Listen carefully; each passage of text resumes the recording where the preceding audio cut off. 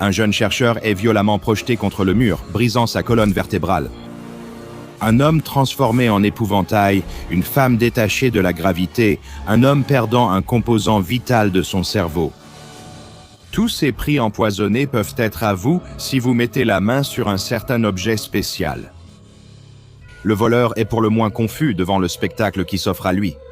Ce n'est pas exactement ce à quoi il s'attendait en venant dans la grotte oubliée. L'étrange objet est exposé sur un autel. Un rayon provenant de quelque part au-dessus projette une colonne lumineuse de clair de lune sur lui. C'est sûrement le trésor pour lequel il a été envoyé. Mais quel était donc ce mystérieux trésor ? Il est encore tout endolori après de nombreux jours et nuits à traverser le désert pour atteindre sa destination. Partout dans la caverne, des pierres précieuses, pièces d'or, bijoux et richesses dépassent les rêves du voleur. Tout cela lui appartient, il n'a qu'à se servir s'il tient sa promesse faite au vieil homme étrange et décrépit. À l'entrée de la grotte, le voleur s'approche de l'autel et examine l'objet. Le vieil homme lui a dit de le récupérer. En entendant le mot « lampe », le voleur s'était imaginé une cruche à huile ornée avec une anse et un bec. Pas cette chose-là. Le voleur n'avait jamais vu un objet tout à fait comme celui-ci. C'est un long col mince qui s'élève en spirale depuis une base plate et circulaire. Le haut ressemble à l'ourlet d'une robe, mais en beaucoup plus petit et fait de verre vert. C'est une lampe, mais pas telle que ce voleur la connaît. Il la soulève pour l'examiner de plus près et remarque quelque chose, un espace vide sous l'abat-jour en verre coloré. On dirait qu'il manque une pièce. Non loin de là, il tombe sur une autre curiosité, une sphère de verre arrondie, presque parfaite, avec une excroissance allongée se terminant par un connecteur en métal. Cela semble parfaitement adapté à l'emplacement vide de la lampe. Alors, cherchant comment assembler les deux, le voleur fixe l'ampoule à la lampe. À sa surprise, l'ampoule brille d'une lumière bleu clair. Prudemment, il la repose et recule, incertain de ce qui va se passer ensuite. Une volute de fumée bleue surgit soudain de la lampe et le voleur se baisse, croyant à une explosion. Mais il n'y a pas de bruit fort, pas de flamme. Cela le pousse à jeter un coup d'œil depuis sa cachette pour voir une silhouette mystérieuse émerger du nuage. Il semble s'agir d'un homme plus âgé, flottant au-dessus du sol, sans jambes, mais avec une queue faite de la même fumée que le reste de son corps. Maintenant, le voleur comprend ce qui se passe. Il a grandi avec des histoires de créatures presque exactement comme celle-ci, et cela le remplit d'une vague d'excitation. C'est un génie. Il se souvient des histoires de génies aussi claires que le jour. Ce sont des êtres mystiques qui exaucent les vœux, emprisonnés dans des lampes et ensuite liés à la personne qui les découvre. Une fois sorti de son sommeil, un génie offrira alors à celui qui l'a libéré 3 vœux. « Et toi là-bas ? Tu vas te cacher toute la nuit ? Allez gamin, finissons-en. Que veux-tu » demande le génie. Plutôt audacieusement, le voleur s'approche de la silhouette de fumée et translucide et sait immédiatement quoi faire. Il a déjà pensé exactement à ce qu'il allait demander pour le vœu qui pourrait le libérer de sa vie de vol et de pauvreté. « Génie, je souhaite que tu me rendes riche, » dit-il. Dès qu'il a fini sa phrase, le génie disparaît, laissant le voleur perplexe. Il lui restait sûrement encore 2 vœux. Il sursaute quand l'ampoule qu'il avait fixée à la lampe explose soudain, cette fois réellement, avec une étincelle et une pluie d'éclats de verre. Avant même que le voleur puisse appeler le génie pour lui demander des explications, il sent une nausée lui tordre l'estomac. Quelque chose ne va pas du tout. Après quelques instants de violente et douloureuse agonie, le voleur gît mort sur le sol de la caverne. Si quelqu'un d'une époque plus avancée de l'histoire l'examinait, il découvrirait que le corps du voleur a été exposé à une surdose extrêmement élevée de vitamine C, suffisante pour le tuer. Le génie l'avait rendu riche. Cela montre bien que l'ancien avertissement de faire attention à ce que l'on souhaite est toujours valable, surtout lorsque l'on se retrouve à faire un vœu auprès de SCP-4035. Bien qu'il puisse ressembler à une simple lampe de table de l'extérieur, il renferme en réalité une entité ancienne qui est également extrêmement imprévisible. Et un peu désagréable. Pour être tout à fait honnête, toute personne examinant SCP-4035 remarquera assez rapidement la première chose étrange à son sujet. La lampe elle-même est plutôt banale, composée d'un simple socle en fer avec un abat-jour conique au-dessus, fait de vitrail à motif. Elle présente diverses nuances de vert et rappelle une lampe que l'on trouverait chez ses grands-parents. ou chez un parent âgé et éloigné qui vous rappelle toujours combien vous avez grandi lors de visites tous les 5 à 10 ans et dont la décoration date toujours du milieu des années 1970. Mais la première des nombreuses propriétés étranges de SCP-4035, c'est qu'il ne semble en fait pas fonctionner. Une inspection plus attentive de la lampe elle-même révélera qu'elle ne possède en réalité aucun composant électrique, quel qu'il soit. Il n'y a aucun fil qui la traverse, aucun câble menant à une prise pouvant être branché à une prise murale, aucun interrupteur, rien, à l'exception d'une douille pour ampoule standard. Naturellement, quiconque trouve cette lampe de table apparemment inutile voudra y mettre une ampoule pour vérifier si elle fonctionne. C'est là que cela devient plus étrange. Les ampoules placées dans SCP-4035 s'allument effectivement, malgré l'absence d'électricité alimentant la lampe. Il ne semblera rien y avoir d'inhabituel dans son fonctionnement. Au début, à part les ampoules insérées, SCP-4035 produira une lumière teintée de bleu. Mais c'est sûrement juste à cause de son abat-jour en vitrail orné, n'est-ce pas? Faux. Peu de temps après avoir placé une ampoule à l'intérieur de SCP-4035, c'est là qu'il apparaît. Qui est-il? Eh bien, la Fondation le connaît sous le nom de SCP-4035-1, mais pour faire court, appelons-le simplement le génie. En sortant de la lampe, une entité semble être composée de gaz, dépourvue de forme physique tangible, et apparaît plutôt comme étant incorporelle. Presque comme un fantôme ou un homme fait de vapeur. Cet être a été décrit comme ayant les caractéristiques d'un homme d'âge moyen, dégarni, semblant avoir la quarantaine ou la cinquantaine. Chaque fois qu'il apparaît, le génie a toujours la même apparence, portant toujours une veste de costume marron râpé. Cependant, en dessous, il n'a pas de jambes visibles. Et à leur place se trouve un nuage de gaz bleu qui émane de la partie inférieure du corps de SCP-4035-1. Dès que SCP-4035-1 apparaît, il entame une conversation avec la personne qui a placé une ampoule dans la lampe qui le contient. On pourrait vous excuser de prédire comment se passe normalement la prochaine interaction. Après tout, vous avez vu Aladdin, un génie apparaît et propose d'accorder 3 vœux à la personne qui a découvert sa lampe.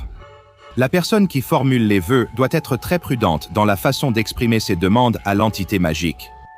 Un seul mot de travers, et elle pourrait se retrouver à subir des conséquences imprévues. Ou peut-être que cela se déroule comme d'autres mythes et fables impliquant des génies. Les vœux sont exaucés, mais ils ont un prix terrible, voire fatal. Eh bien, vous auriez presque raison de vous attendre à quelque chose comme ça de la part de ce génie, mais disons simplement que SCP-4035-1 n'aime pas vraiment faire des choses. Selon les règles, le génie se présente, généralement sous un faux nom choisi au hasard. Parmi ses noms préférés lors de précédentes rencontres, on retrouve Bobby, Spiff, Danny Fry et Josephie Krakowski. Vous voyez maintenant pourquoi l'appeler simplement le génie est de toute façon beaucoup plus simple. Après s'être manifesté, SCP-4035-1 n'offrira pas 3 vœux, mais proposera plutôt de vendre un produit à la personne qui a placé une ampoule dans SCP-4035. Les demandes de précision au génie sur le produit reçoivent souvent des réponses évasives et peu d'informations sont communiquées. Une fois que la personne ou le sujet parlant à SCP-4035-1 répond, le génie exauce alors en quelque sorte leurs souhaits. Ils peuvent tenter de parler avec l'entité, mais celle-ci prendra toute réponse verbale, même hors sujet, comme une réponse. Les sujets reçoivent généralement une modification biologique ou une capacité anormale liée directement à ce qu'ils ont dit au génie, et nous insistons sur ce lien direct. On pourrait encore croire que recevoir des pouvoirs surnaturels d'un génie magique serait amusant. Après tout, qui ne voudrait pas de capacités anormales? Mais soyez prévenus, les capacités que SCP-4035-1 accorde sont généralement médiocres et décevantes. Pourquoi? Eh bien parce que généralement, les modifications anormales que le génie apporte sont très préjudiciables au sujet en question. Vous voyez, SCP-4035-1 a tendance à prendre les choses au pied de la lettre, presque de façon pédante, en interprétant volontairement mal les souhaits et en infligeant à ceux qui font accidentellement un vœu avec lui des changements nuisibles à leur esprit et à leur corps. Et comme la plupart des génies de la mythologie, celui-ci n'annule pas les vœux qu'il exauce. Après avoir accordé à quelqu'un des capacités qui le laissent généralement dans la souffrance ou la détresse, le génie disparaît à nouveau dans SCP-4035, provoquant l'explosion violente de l'ampoule à l'intérieur. Si quelqu'un tente de la remplacer et d'amener le génie à inverser le changement horrible qu'il a provoqué, sa voix émanera de la lampe et criera « Sergent, pas de remboursement ». Mais à quel point ces capacités pourraient-elles être néfastes? Eh bien, pour connaître la réponse, il suffit de jeter un œil à quelques-uns des nombreux tests que la Fondation SCP a réalisés avec le SCP-4035. Le Dr Bannock, à un moment donné, est chargé d'être le chercheur principal responsable des expériences sur le SCP-4035. Son approche consiste à envoyer des membres du personnel de classe D jetable interagir avec la lampe et le génie, puis à enregistrer les résultats. Le premier test se déroule comme suit. Le sujet, un membre du personnel de classe D portant le numéro D4088, est envoyé dans la chambre de confinement qui abrite le SCP-4035. Le Dr Bannock lui ordonne de placer une ampoule dans la douille et de demander des capacités télépathiques à SCP-4035-1. Lorsque le génie apparaît, sa présence surprend le membre du personnel de classe D qui laisse échapper une exclamation grossière que nous ne répéterons pas. C'était quelque chose comme « Mais qu'est-ce que c'est que ça ?» En conséquence, le génie accorde à D4088 une capacité en lien avec la phrase qu'il a prononcée. Et dire que c'était particulièrement désagréable serait peut-être un euphémisme, vous voyez, à cause d'un certain mot que le classe D avait utilisé. Le génie lui donne la capacité d'identifier la composition chimique de ce que nous appellerons des déchets. Le fait qu'il puisse même identifier de quelle créature proviennent ces déchets ne fait rien pour aider D4088.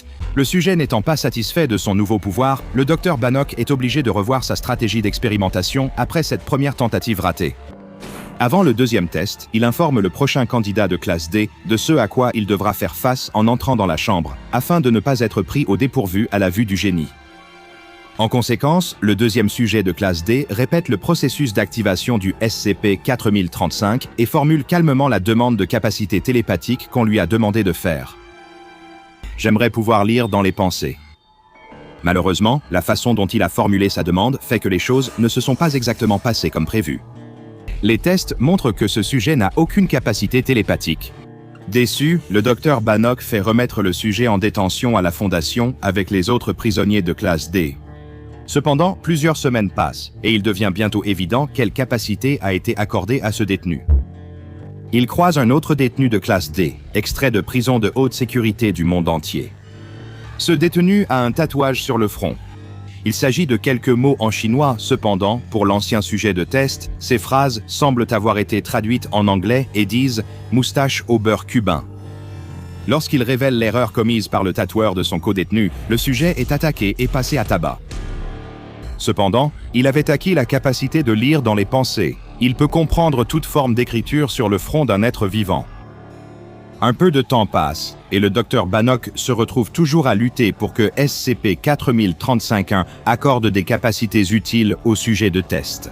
Le génie semble simplement tout prendre beaucoup trop au pied de la lettre, interprétant chaque souhait sans tenir compte du langage courant et des expressions idiomatiques, allant même jusqu'à ignorer la sécurité de la personne qui formule le vœu. Le Dr Bannock effectue encore un autre test, envoyant un membre de la classe D parler avec le génie et lui demandant de souhaiter une régénération musculaire. Le membre de la classe D formule la demande auprès de SCP-4035-1 apparemment sans problème. Cependant, vient ensuite la prochaine étape, tester si cette nouvelle capacité anormale fonctionne réellement comme le Dr Bannock l'entend. Le sujet de cette dernière expérience est blessé intentionnellement. Pendant que cela se produit, son corps semble changer rapidement. Son système musculaire enfle et se multiplie, augmentant par rapport à sa taille d'origine. Un test réussi, n'est-ce pas? Ce serait le cas si la régénération musculaire rapide s'arrêtait vraiment. Très vite, le tissu musculaire du sujet de classe D est presque 250% plus grand que sa taille d'origine, le rendant bien plus massif que le reste de son corps également. Le sujet est clairement très angoissé, mais heureusement, cela ne dure pas longtemps. Malheureusement, son corps ne s'adapte pas à ce changement rapide, et les signes vitaux du sujet de classe D cessent après seulement 3 secondes. De plus en plus frustré par les résultats désastreux, le Dr Bannock prend la décision de simplifier les demandes adressées au génie. Il ne va quand même pas mal comprendre un mot, non? Lors du test suivant mené par Bannock, un autre membre involontaire de la classe D, D1899, entre dans la chambre de confinement et place une ampoule à l'intérieur de SCP-4035. Tout comme ses prédécesseurs, elle suit les instructions et, lorsque le génie apparaît, elle demande une seule chose, voler. Peu de temps après, le génie disparaît à nouveau et laisse D1899 avec son vœu. Elle devient instantanément insensible à la gravité terrestre, comme d'habitude. En quelques secondes, elle flotte au-dessus du sol, comme si elle expérimentait l'apesanteur d'un voyage dans l'espace. Cela semble certainement idyllique, n'est-ce pas? Après tout, qui ne souhaiterait pas pouvoir voler pour avoir l'opportunité unique d'admirer la majesté du monde depuis les hauteurs? Mais il y a juste un problème, redescendre. Dès 1899 se rend vite compte, tout comme le docteur Bannock, visiblement agité, qu'elle ne contrôle pas ses nouvelles capacités de vol. Elle ne peut pas changer de direction ni redescendre au sol à sa guise. Elle est coincée, flottant dans les airs, ne pouvant influencer sa trajectoire qu'en se propulsant contre des structures solides. Les résultats des tests de SCP-4035 continuent d'être pour le moins indésirables. Une interaction avec le génie qui commence par la phrase « salut mec » fait que le classe D qui a parlé est soudainement remplacé par un épouvantail grossier. Lorsqu'un autre sujet formule le vœu d'une nouvelle vie, il meurt presque instantanément. Quelques instants plus tard, un chercheur de la Fondation donne soudainement naissance à un bébé génétiquement identique au classe D décédé. Un autre test consiste à faire entrer un membre du personnel de classe D dans la chambre de confinement avec l'instruction de formuler un vœu, peu importe ce qui lui vient à l'esprit sur le moment. Il ne sait pas quoi demander lorsque le génie apparaît et à la place, il répond simplement « Je ne sais pas ». Quelques instants plus tard, ce sujet tombe dans un état catatonique et finit par décéder. Une autopsie du corps du sujet révèle que son hippocampe a été retiré grâce au génie. Il ne savait littéralement plus rien. D'autres tests avec SCP-4035 sont ensuite effectués. Cependant, il convient de noter que la prochaine expérience enregistrée avec le génie n'est pas une expérience autorisée par la Fondation SCP. En entendant parler des tests sur un génie, le chercheur Junior Jacobson décide plutôt d'essayer de réaliser son vœu ultime. Il n'a jamais eu beaucoup de chance en amour, et cela a laissé le jeune chercheur de la Fondation avec un peu d'insécurité. Rien qu'une visite à SCP-4035-1 ne puisse arranger, n'est-ce pas? Bien qu'il ne soit pas autorisé à utiliser SCP-4035, le jeune chercheur Jacobson s'approche de la lampe dans sa chambre de confinement. Il répète ensuite le processus pour faire apparaître SCP-4035-1, puis demande au génie d'exaucer son vœu. « Rends-moi plus attirant dans un monde idéal ». Ce scénario se conclut avec Jacobson, le jeune chercheur, devenant plus beau selon les critères conventionnels, ce qui pourrait aussi atténuer son insécurité. Mais à ce stade, vous devinez sûrement que ce n'est pas le cas. Au lieu de cela, toujours aussi littéral, le génie exauce le vœu du jeune chercheur et le rend plus attirant. Quelques secondes plus tard, dès que le génie a disparu, Jacobson est soudainement projeté à travers la chambre de confinement et violemment plaqué contre le mur solide. L'impact violent cause une grave fracture de la colonne vertébrale chez le jeune chercheur. Cela attire l'attention de la sécurité de la Fondation, qui conduit le chercheur Jacobson au centre médical du site. Là, il subit une analyse complète, ce qui révèle à quel point le génie l'a rendu attirant. L'épiderme du jeune chercheur Jacobson, sa couche externe de peau, a reçu des propriétés similaires à celles d'un aimant très puissant. Attiré magnétiquement contre les parois métalliques de la chambre de confinement, il a subi une blessure mortelle à la colonne vertébrale qui l'a tué 2 heures plus tard. Les tests approfondis avec SCP-4035 sont toujours en cours. Par conséquent, la Fondation juge approprié de garder un grand stock d'ampoules près de la chambre de confinement de la lampe. Les recherches du Dr Bannock semblent indiquer que lorsqu'une personne se trouve à proximité immédiate de SCP-4035, elle est plus susceptible de souffrir d'un trouble soudain et inexplicable de la parole. Par exemple, les plus courants sont le lapsus, également connu sous le nom de lapsus freudien, ou l'ankyloglossie, qui est une anomalie où le tissu reliant la langue d'une personne au fond de sa bouche est plus court que la normale, ce qui affecte le mouvement normal de la langue, parfois appelé frein de langue court.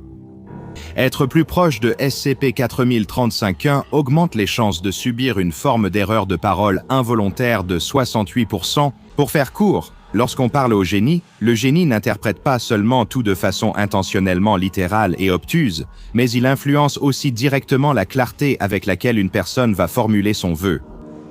Quant à l'origine exacte de SCP-4035, il y a très peu d'informations disponibles. Certaines théories suggèrent qu'il pourrait bien s'agir d'un véritable génie mythologique qui en a simplement assez de passer des siècles à exaucer les vœux des mortels. Imaginez être piégé dans une lampe de bureau pour l'éternité à exaucer les demandes de quiconque vous trouve. Vivre cela aussi longtemps risque de rendre un génie amer et mesquin. D'un autre côté, peut-être que le génie n'est même pas vraiment un véritable génie. Il n'habite pas une lampe à huile, mais plutôt une lampe de table cassée. Et au lieu d'exaucer les vœux comme ils sont censés l'être, il les interprète mal et prend tout au pied de la lettre, laissant les pauvres idiots qui pensaient être dotés de pouvoirs surnaturels gérer les conséquences. Mais c'est peut-être justement le but. Au moins, le génie résidant dans SCP-4035 sert de rappel de cette leçon importante. Il faut faire attention à ce que l'on souhaite. Une femme se réveille par une matinée lumineuse. Une matinée ensoleillée à Midland, Texas. C'est son jour de congé et elle décide d'en profiter pour accomplir toutes les tâches qu'elle repoussait depuis longtemps. Elle s'habille, se lave les cheveux et s'apprête à se servir un bon bol de céréales, mais lorsqu'elle ouvre le réfrigérateur, elle se rend compte qu'il n'y a plus de lait. Elle devra donc s'en occuper. Aussitôt, elle sort de chez elle et remarque un papier sur son paillasson. Elle ramasse le prospectus annonçant l'ouverture d'un nouveau supermarché en ville avec un bon de réduction pour du lait. Quelle chance! La femme va en ville, impatiente de découvrir le nouveau magasin d'alimentation. Elle gare sa voiture et s'approche du bâtiment. Soudain, un inconnu apparaît devant elle avec une assiette d'échantillons gratuits. Il porte une tenue d'employé de supermarché, mais a la carrure et la coupe d'un soldat. Il sourit et révèle qu'il travaille chez un concurrent en montrant un bâtiment en face. Il est certain que tout ce qu'elle pense pouvoir trouver dans ce magasin, elle peut l'obtenir dans celui d'en face à un prix plus bas et d'une meilleure qualité. Elle ne peut s'empêcher de remarquer le désespoir presque troublant sur le visage du vendeur. Quelque chose dans son boniment lui donne l'impression d'être en danger. Elle refuse poliment, mais il insiste avec des offres et rabais alors qu'elle va vers la sécurité du nouveau supermarché. Les carreaux propres sous ses pieds et les néons bourdonnants au-dessus lui semblent si familiers, mais aussi étrangement inconnus. Quelque chose cloche ici, mais elle a besoin de lait. Elle avance donc dans les rayons, s'enfonce dans le magasin, entend des bruits étranges et regarde derrière elle. Le rayon du pain a-t-il toujours été derrière elle? Elle aurait juré, elle vient juste de sortir du rayon viande et poissons, où est-ce qu'il garde le lait dans cet endroit? Parfois, un bruit étrange retentit dans le magasin autour d'elle. Ça ressemble presque à des bruits de pas, mais c'est plutôt comme des griffes qui tapent sur les carreaux. Est-ce qu'elle est seule ici? En y repensant, elle ne se rappelle pas avoir vu quelqu'un depuis son arrivée. Il y a quelque chose de profondément étrange dans cet endroit, mais elle n'arrive pas à mettre le doigt dessus. Elle fait un pas en avant, et soudain, le sol s'effondre sous ses pieds. Les carreaux se séparent dans un bruit de rouage mécanique. Une trappe s'ouvre. En un instant, elle tombe dans l'obscurité. En tombant, elle aperçoit la lumière blanche illuminer le bord d'un objet métallique et tranchant comme une lame. Dans le magasin au-dessus, on entend un cri, puis le bruit sourd du métal transperçant la chair, suivi du gargouillement du sang. Puis la trappe se referme. Une voix métallique retentit dans le système de sonorisation et dit « Nettoyage dans l'allée 6 ». La femme n'est plus jamais revue après cela. Ce qui semble être un supermarché indépendant à Midland, au Texas, renferme en réalité de nombreux secrets paranormaux étranges et souvent mortels. Et cela n'empêche même pas le magasin d'être un supermarché populaire et prospère. Mais le plus étrange dans tout ça, c'est que tout est parfaitement légal. Merci beaucoup, bienvenue. Oui, on va vraiment vous vendre ça. Ou, comme il est connu de la fondation SCP, SCP-4703. Les principaux effets anormaux entourant SCP-4703 n'affectent pas ses clients, mais la légalité même de son existence et de ses opérations. Les anomalies changent les lois pour légaliser tout ce qui s'y passe, même si c'est immoral ou dangereux. Il adapte souvent les lois à ses intérêts pour se protéger des étrangers, et quiconque les enfreint risque des attaques soudaines d'animaux violents, surtout de lions féroces. Voici quelques exemples de pratiques immorales et dangereuses, mais parfaitement légales. Merci beaucoup de ce qui se passe à l'intérieur des limites du SCP-4703. Les étagères reposent sur de puissants vérins pneumatiques qui se déplacent et tournent seuls. Cela vise à diversifier le magasin et à retenir les clients, mais provoque souvent des blessures graves à cause de ces mouvements brusques.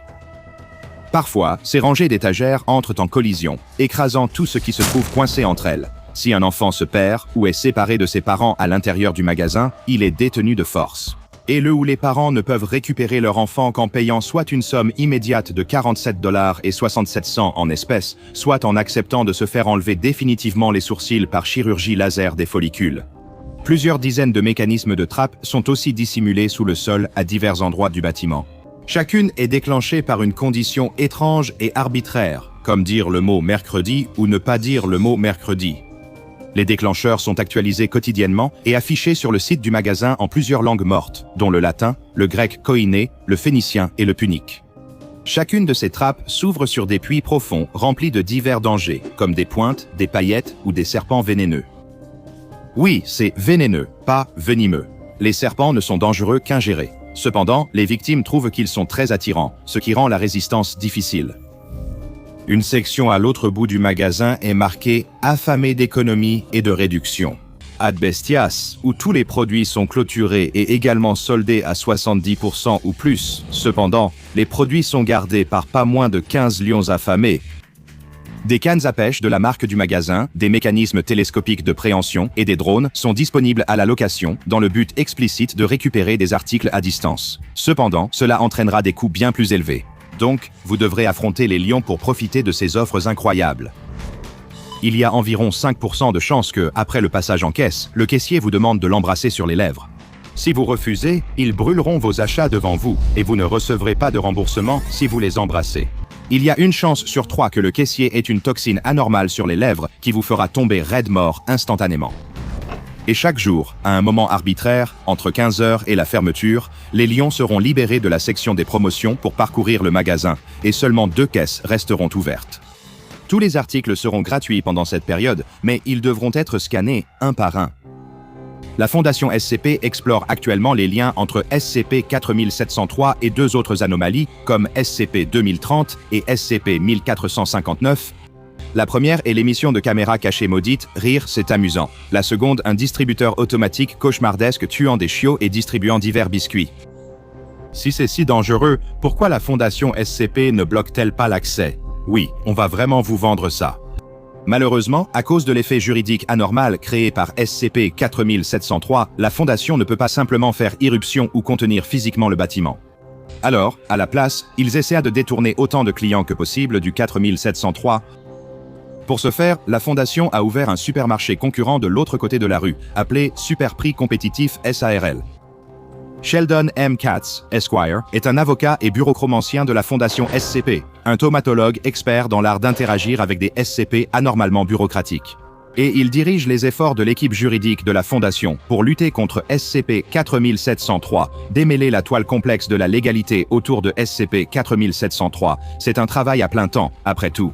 Dans la note suivante, M. Katz a tout fait pour exprimer l'ampleur du problème auquel ils font face. Il écrit « La lutte contre les anomalies juridiques de SCP-4703 est une priorité absolue pour notre département et nous faisons tout notre possible pour résoudre cette affaire de manière à minimiser les pertes humaines et les préjudices économiques. Nous avons reçu un nombre important de demandes concernant le mécanisme de la légalité incontestable de SCP-4703. Malheureusement, il n'y a pas de réponse simple. La loi est un concept humain, existant sur le papier car nous l'écrivons, et en pratique car nous l'appliquons. Nous appliquons la loi en analysant la sémantique, l'intention et les précédents.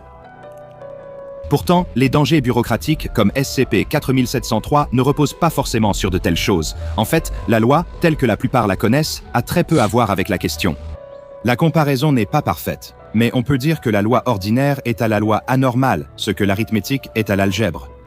Les deux sont des mathématiques, mais la seconde est plus abstraite. Imagine que Timmy et Sally ont chacun 2 pommes. Si Timmy donne ses pommes à Sally, elle en aura 4. Mais ce n'est pas le cas, elle en a 10. Comment est-ce possible? Sally recompte les pommes et rejoue la scène encore et encore, mais il n'y a pas d'erreur, 2 et 2 font 10. C'est un fait incontestable, même irrationnel, les anomalies sont réelles. Il faut l'accepter pour élaborer une méthodologie compensatoire. Une fois que Sally accepte que ses 4 pommes sont devenues 10, elle réévalue ses bases et décide de recompter les pommes. En base 4. Soudainement, les 10 pommes deviennent 1 0 pomme. 1 0 correspond à 4 en base 4, ce qui est le nombre approprié de pommes. Eureka! Sally ramasse encore 4 pommes, ce qui porte le total à 20, soit 2 0, ce qui fait 8. Cela confirme que son nouveau paradigme correspond à l'anomalie. La forme suit la fonction selon la fonction de la forme. Et finalement, tout a du sens, sauf qu'en réalité, rien n'en a vraiment. Une réalité bien ordonnée ne devrait pas confondre le concret avec l'abstrait. Si vous avez d'abord perçu une somme dénombrable de 10 pommes en base 10, alors le nombre équivalent de pommes en base 4 devrait être 22. Il est logique de penser que modifier sa perspective subjective sur un résultat n'affecte pas les matériaux physiques de l'équation. Nous vivons dans une réalité espiègle qui peut par caprice permettre à une jeune fille de manier des pommes. Non soumise à la thermodynamique, cette explication est bien sûr insuffisante, mais j'espère qu'elle vous aidera un peu à comprendre pourquoi. Le service juridique travaille à une refonte totale du droit des sociétés du Texas dans un système sémiologique quaternaire. Ce serait déjà un exploit exceptionnel, même pour les plus habiles des bureaucromanciens. Et cela se complique encore par l'ajout de clauses de contingence face au schéma autoconscient légitimant les lions enragés dans ma foutue salle de bain. Nous vous sommes reconnaissants, chers collègues, pour votre patience et votre coopération alors que nous travaillons ensemble à une solution. La Fondation mène actuellement une attaque sur 3 fronts contre les forces du SCP-4703, le premier étant le magasin Superprix compétitif SARL compétitif. Le deuxième front concerne les efforts constants de Monsieur Katz et son équipe face aux petits problèmes juridiques du SCP-4703, tandis que le troisième se résume à une infiltration et un espionnage direct. Lorsqu'on infiltre les lignes ennemies, il est essentiel de choisir le bon opérateur pour la mission. On ne peut pas envoyer n'importe qui dans une situation aussi stressante, surtout en tenant compte de la nature en constante évolution des conditions du SCP-4703. La Fondation SCP savait qu'elle n'aurait peut-être qu'une seule chance de faire entrer et sortir l'un des siens du bâtiment. Pour cette mission, ils ont choisi l'agent de terrain Felicity Blandina, nom de code Karen de la justice. Blandina était particulièrement qualifiée pour un travail de ce genre.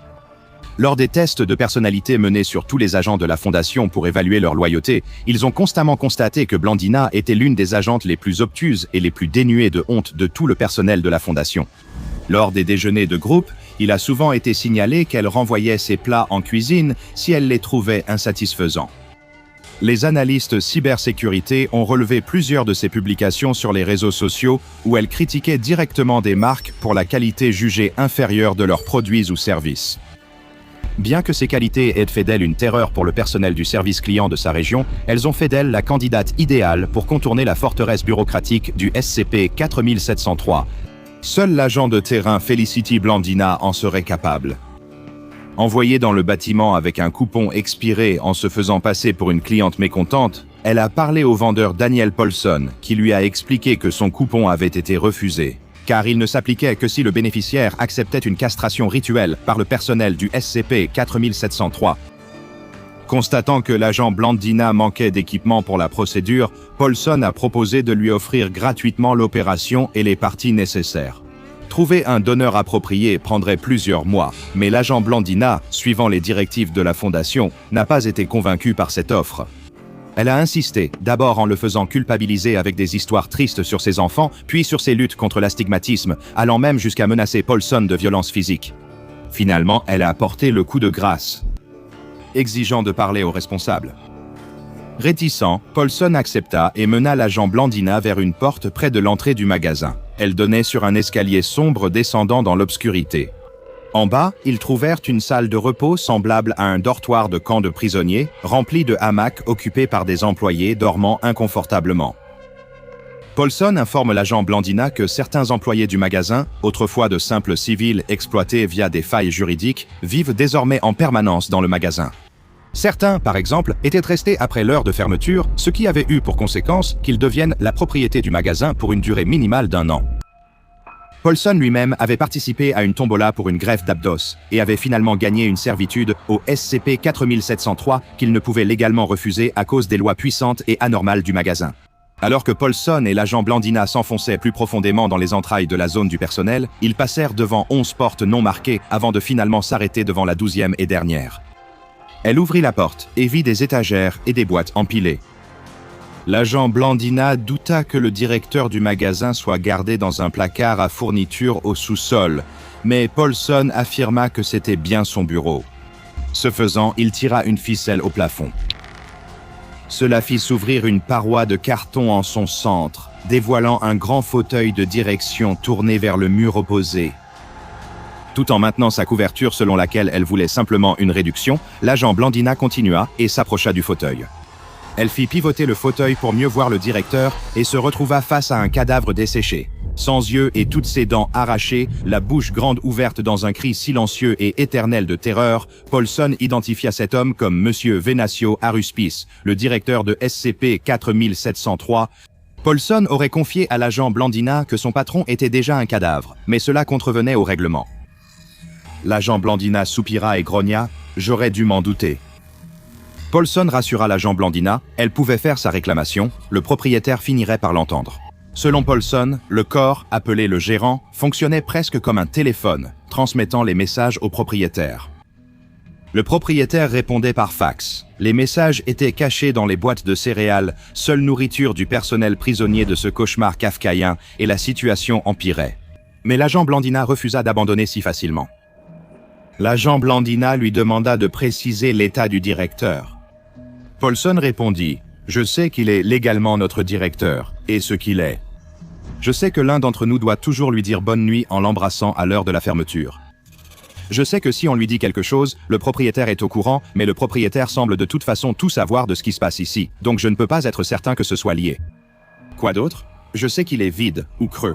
En fait, creux est probablement un meilleur mot. » L'agent Blandina s'est penché davantage pour comprendre Paulson, mais fit alors une découverte terrifiante. Le directeur n'était pas un cadavre entier, il n'était que de la peau desséchée, une enveloppe soutenue d'une manière ou d'une autre pour prendre la forme d'un cadavre.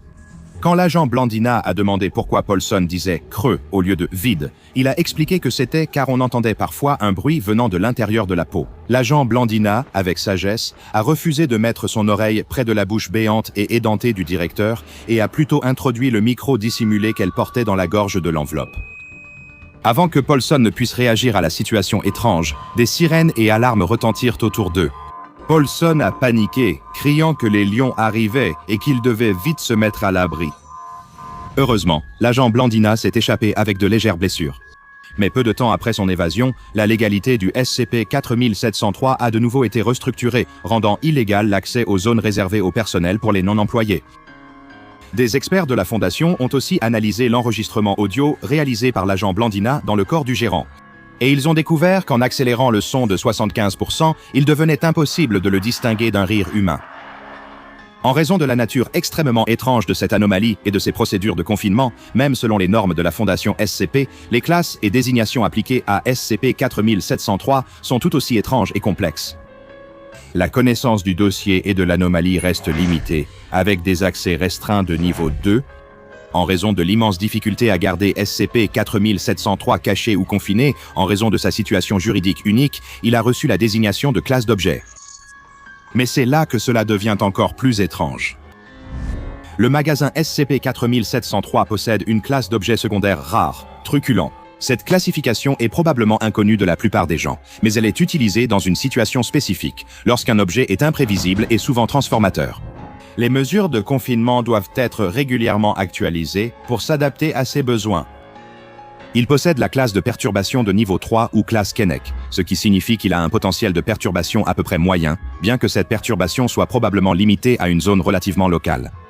Enfin, il a la classe de risque avertissement, indiquant un danger élevé pour quiconque interagit avec lui, pouvant causer de graves dommages, voire la mort. Bien que légalement, en raison d'une missive envoyée par le cabinet d'avocats travaillant en association avec SCP-4703, je suis obligé de vous dire que c'est principalement parce que les bonnes affaires chez Yao vont totalement vous vendre. Celles-ci sont tout simplement à en mourir, ce qui est parfaitement légal. Merci beaucoup. Le sol a tremblé, pas comme un coup de tonnerre. Non, c'était plutôt comme si quelque chose était en colère. Les pieds du jeune homme frappèrent la terre, son souffle court et saccadé. Derrière lui se trouvait quelque chose d'énorme, quelque chose qui ne devrait pas exister, mais qui existait bel et bien, et qui se rapprochait. Il ne savait pas exactement ce que c'était, mais il savait que c'était affamé, et cela lui suffisait. Il avait entendu les histoires, plus grand qu'une montagne, plus rapide qu'un éclair, des dents comme des rochers acérés. Il courait pour sa vie, les arbres flous défilant tandis que les grognements des prédateurs résonnaient dans ses os. Pas le temps de penser, juste courir. Puis il l'aperçut devant lui, la grotte, la bouche sombre et accueillante de la grotte. Le jeune homme plongea sans hésiter, manquant de trébucher, les mains éraflées contre la roche froide alors qu'il s'enfonçait dans l'obscurité. Puis, le silence pendant 2 secondes entières. Boum, boum, boum. Les grognements à l'extérieur de la grotte devinrent plus forts. Il était toujours là. La créature l'avait suivi à l'intérieur. Il n'y avait aucune échappatoire. Il se plaqua contre la pierre froide, essayant de ralentir sa respiration, priant pour que le prédateur fasse quoi? Qu'il se fatigue, qu'il l'oublie. Puis, il y eut des voix. « Vas-y, vas-y » souffla quelqu'un. « Pousse la pierre !» Les yeux du jeune homme s'agrandirent. Oh non, c'était la tribu, ils l'avaient suivi. Ils ne se contentaient pas d'observer de loin, ils jouaient leur rôle et semblaient vraiment impliqués. La chef du groupe est sortie d'un buisson, gesticulant théâtralement. « Scellez-la, scellez-la » cria-t-elle, trop enthousiaste pour quelqu'un piégeant une bête géante. Un homme près d'elle tenta de pousser un rocher 2 fois plus gros que lui, sans succès. « Lâche-moi » grogna-t-il, tentant de le maîtriser avec la grâce d'un ours à moitié ivre. Je te jure, c'était plus léger à la dernière répétition. Les membres de la tribu sont apparus un à un, tel un défilé confus d'écureuils se souvenant d'avoir une tâche importante. Ils se sont précipités hors des buissons, les bras chargés de pierres, des pierres qui étaient loin d'être aussi grosses qu'il le fallait. La scène semblait une mauvaise pièce de théâtre. Un gars a fait rouler une pierre ridiculement petite et s'est coincé dessous. 2 autres se disputaient une énorme, tentant de la pousser en haut d'une colline, comme un enfant dans un parc aquatique. Encore des pierres, a crié un troisième, comme s'il bâtissait une maison, non un piège mortel. Épuisé par le chaos, le jeune homme ne protestait presque plus. Il avait couru pour sauver sa vie, pour finir par aider ses gens. Si ce n'était pas le moment le plus étrange de sa vie, il ne savait pas ce que c'était. Finalement, après quelques grognements vraiment embarrassants, des efforts et une danse très inappropriée impliquant un rocher, l'entrée fut scellée. Voilà, l'entrée de la grotte, bloquée par des rochers qu'une forte rafale de vent aurait pu renverser. « C'est fait !» cria l'un, main sur les hanches, comme s'il avait gagné une course. La tribu fit une pause, contemplant son travail. Ils avaient enfermé la bête avec des pierres qui arrêteraient à peine un lapin, encore moins un monstre capable d'écraser un arbre avec sa queue. « Eh bien... » le chef dit en hochant la tête. « Ça devrait tenir !» Pour l'instant, le jeune homme, complètement déconcerté, s'affaissa contre la paroi de la grotte. « Pour l'instant » croissa-t-il. C'est alors qu'ils commencèrent à faire la fête, chantant une petite chanson ressemblant au cri d'une oie qu'on écrase en la traînant dans la boue. Ce n'était pas une belle mélodie, mais elle débordait d'enthousiasme. Une jeune femme saisit des fleurs au hasard et les jeta au sol, comme si elle distribuait des lots à une fête foraine. « Merci pour ton sacrifice » cria-t-elle, comme s'il l'avait choisi. Une autre personne, manifestement trop joyeuse pour quelqu'un censé aider à sceller une grotte funeste, se mit à faire une petite danse étrange. Leurs pieds glissaient de gauche à droite, rappelant des pas de danse de papa préhistorique. Le jeune homme fixa le plafond, cherchant un sens à ces événements étranges, ses jambes douloureuses, sa poitrine brûlante, son destin. C'était scellé, le prédateur était piégé, quant à la tribu. Eh bien, il pensait être en sécurité. Il ne savait pas que la vraie bête était toujours à l'intérieur, attendant, affamé, observant. Mais pour l'instant, la tribu ne se doutait de rien. Ils étaient trop occupés à danser, chanter et se féliciter pour leur piège réussi. Et quelque part dans l'obscurité, le jeune homme poussa un long soupir fatigué. Est-ce que c'était vraiment ce qu'on appelait une victoire? Oui, c'était le cas. Des milliers d'années plus tard, la grotte faisait désormais partie d'un vaste palais. L'entrée de la grotte avait été cachée, enfouie sous le puissant palais du roi Minos de Crète. Si quelqu'un connaissait la vérité sur la créature mythique en dessous, personne ne le dit, mais le labyrinthe était réel. Le dédale sans fin sous le palais, avec ses chemins sinueux taillés dans la pierre, était redouté bien au-delà des habitants du coin. Tous les 9 ans, le peuple d'Athènes devait envoyer un sombre tribut, une procession de 7 fils et 7 filles, sacrifiés à la bête qui vivait dans le labyrinthe. Le Minotaure, comme on avait fini par appeler cette créature préhistorique, était une terreur que même le roi Minos lui-même ne pouvait contrôler. Il n'en avait pas besoin. Le tribut nourrissait la bête, maintenait Athènes sous contrôle et assurait le pouvoir du roi. Mais une année, un imprévu survint dans le plan. Thésée, fils du roi Égée d'Athènes, se porta volontaire. Il n'allait pas être une simple offrande, non, il avait autre chose en tête. Il avait entendu les histoires. Le Minotaure avait déjà été enfermé autrefois, et Thésée croyait que cette fois, il pourrait en finir, tuer la bête, devenir un héros. Et tandis que les dieux grecs observaient, il sauverait Athènes des exigences cruelles de ce roi crétois. Lorsque Thésée et les autres sacrifiés arrivèrent sur l'île de Crète, ils furent accueillis par un spectacle de grandeur et d'or. Le palais du roi Minos se dressait fièrement, un monument à l'ambition humaine, tandis que le labyrinthe, sombre et secret, s'étendait en dessous. Mais Thésée ne se préoccupait ni du palais, ni de l'extérieur du labyrinthe. Son esprit était ailleurs, tourné vers Ariane, la belle-fille de Minos. Il la vit dès leur arrivée, ses yeux captant la lumière du soleil, la distraction parfaite. Il savait ce qu'il avait à faire. Tu devrais m'aider, lui murmura-t-il un soir lors d'un banquet. I can kill the beast, but I can't do it alone. Ariane haussa un sourcil, une légère lueur de curiosité dans les yeux. « Pourquoi devrais-je t'aider » demanda-t-elle, les bras croisés, comme si elle savait déjà la suite. Thésée sourit. « Si tu ne m'aides pas, je resterai coincé là-bas pour toujours. Tu ne veux pas ça, non ?» Elle ricana, mais l'intérêt était évident. « Et pourquoi penses-tu pouvoir tuer le Minotaure » Thésée lui adressa un sourire éclatant. « Je suis né pour être un héros. » Elle le fixa longuement, le jaugeant, puis haussa les épaules. « D'accord. Mais si je t'aide, tu devras revenir m'épouser parce que mon père sera vraiment furieux, » dit-elle en sortant une petite pelote de fil de sa ceinture. « Oh, je le ferai, » répondit Thésée avec assurance, trop d'assurance. Il prit le fil qu'elle lui tendait, comprenant le plan.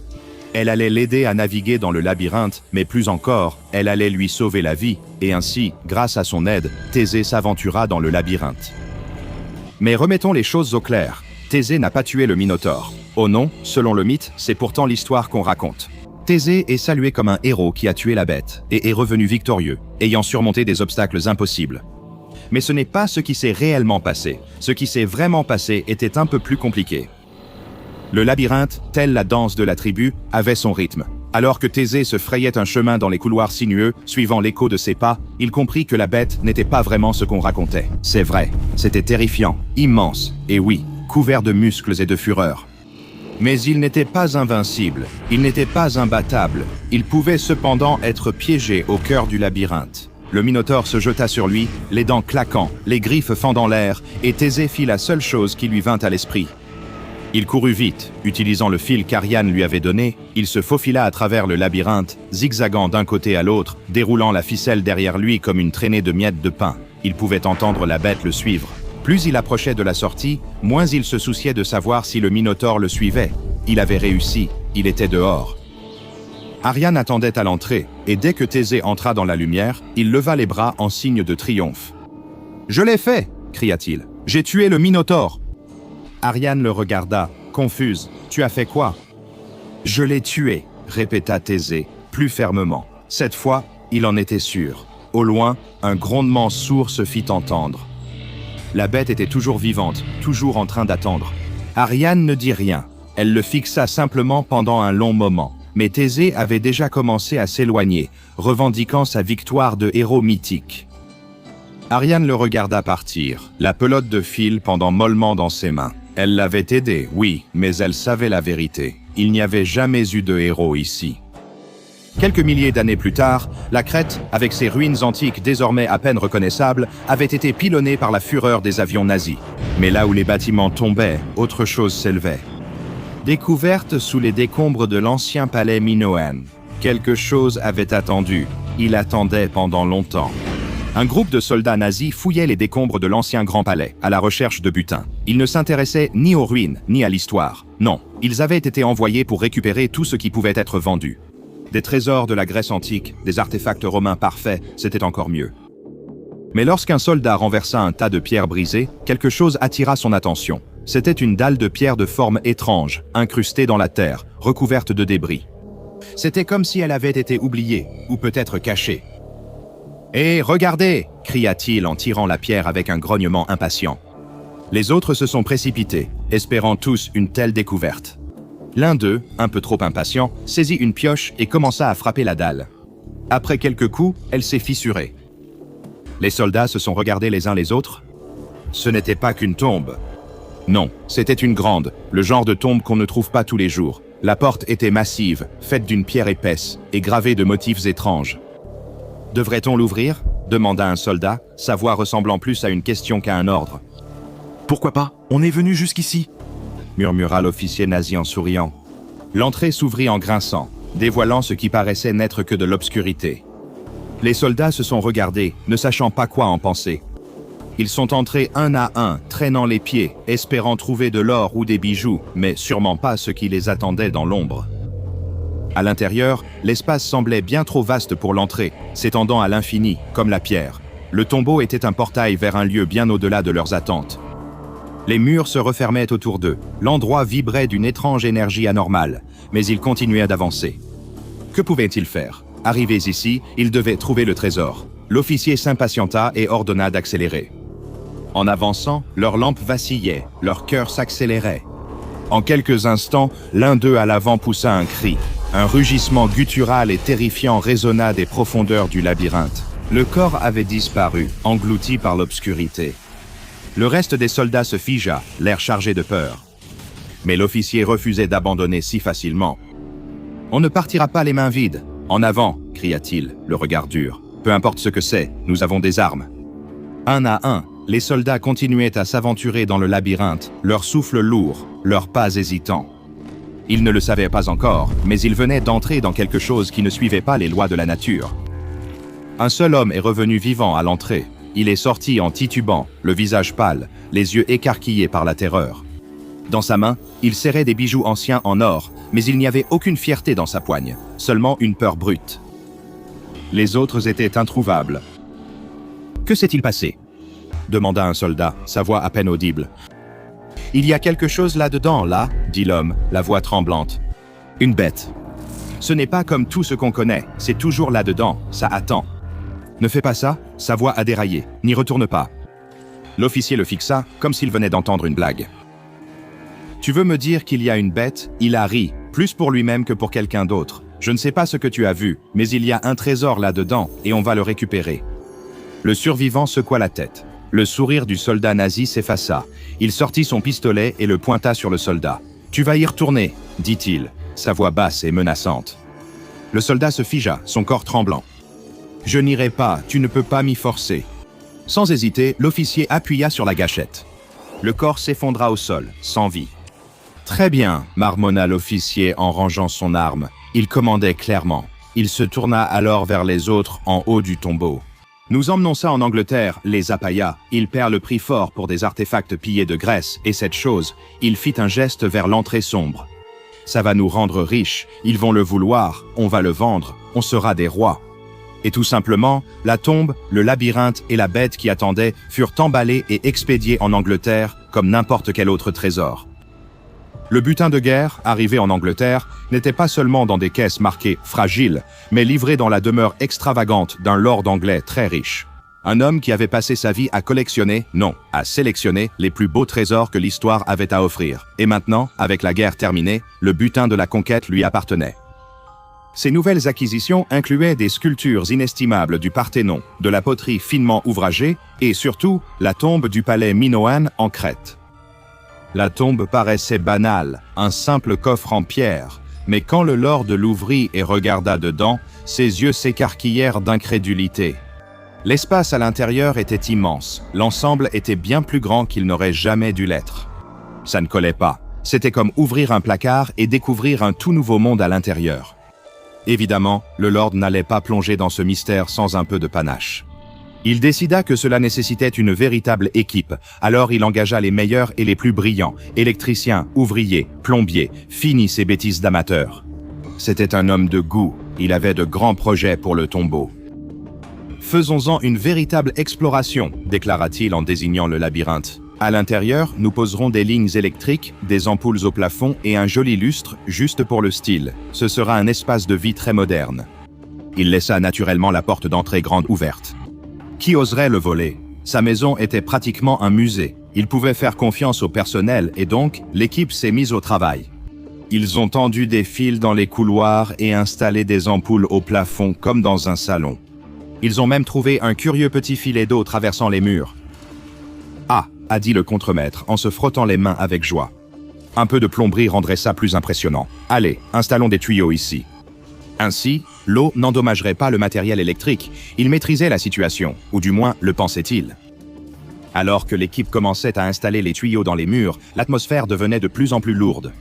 Plus ils travaillaient en profondeur, plus il faisait froid, mais personne ne se plaignait. C'était l'Angleterre en hiver, tout était frisquet.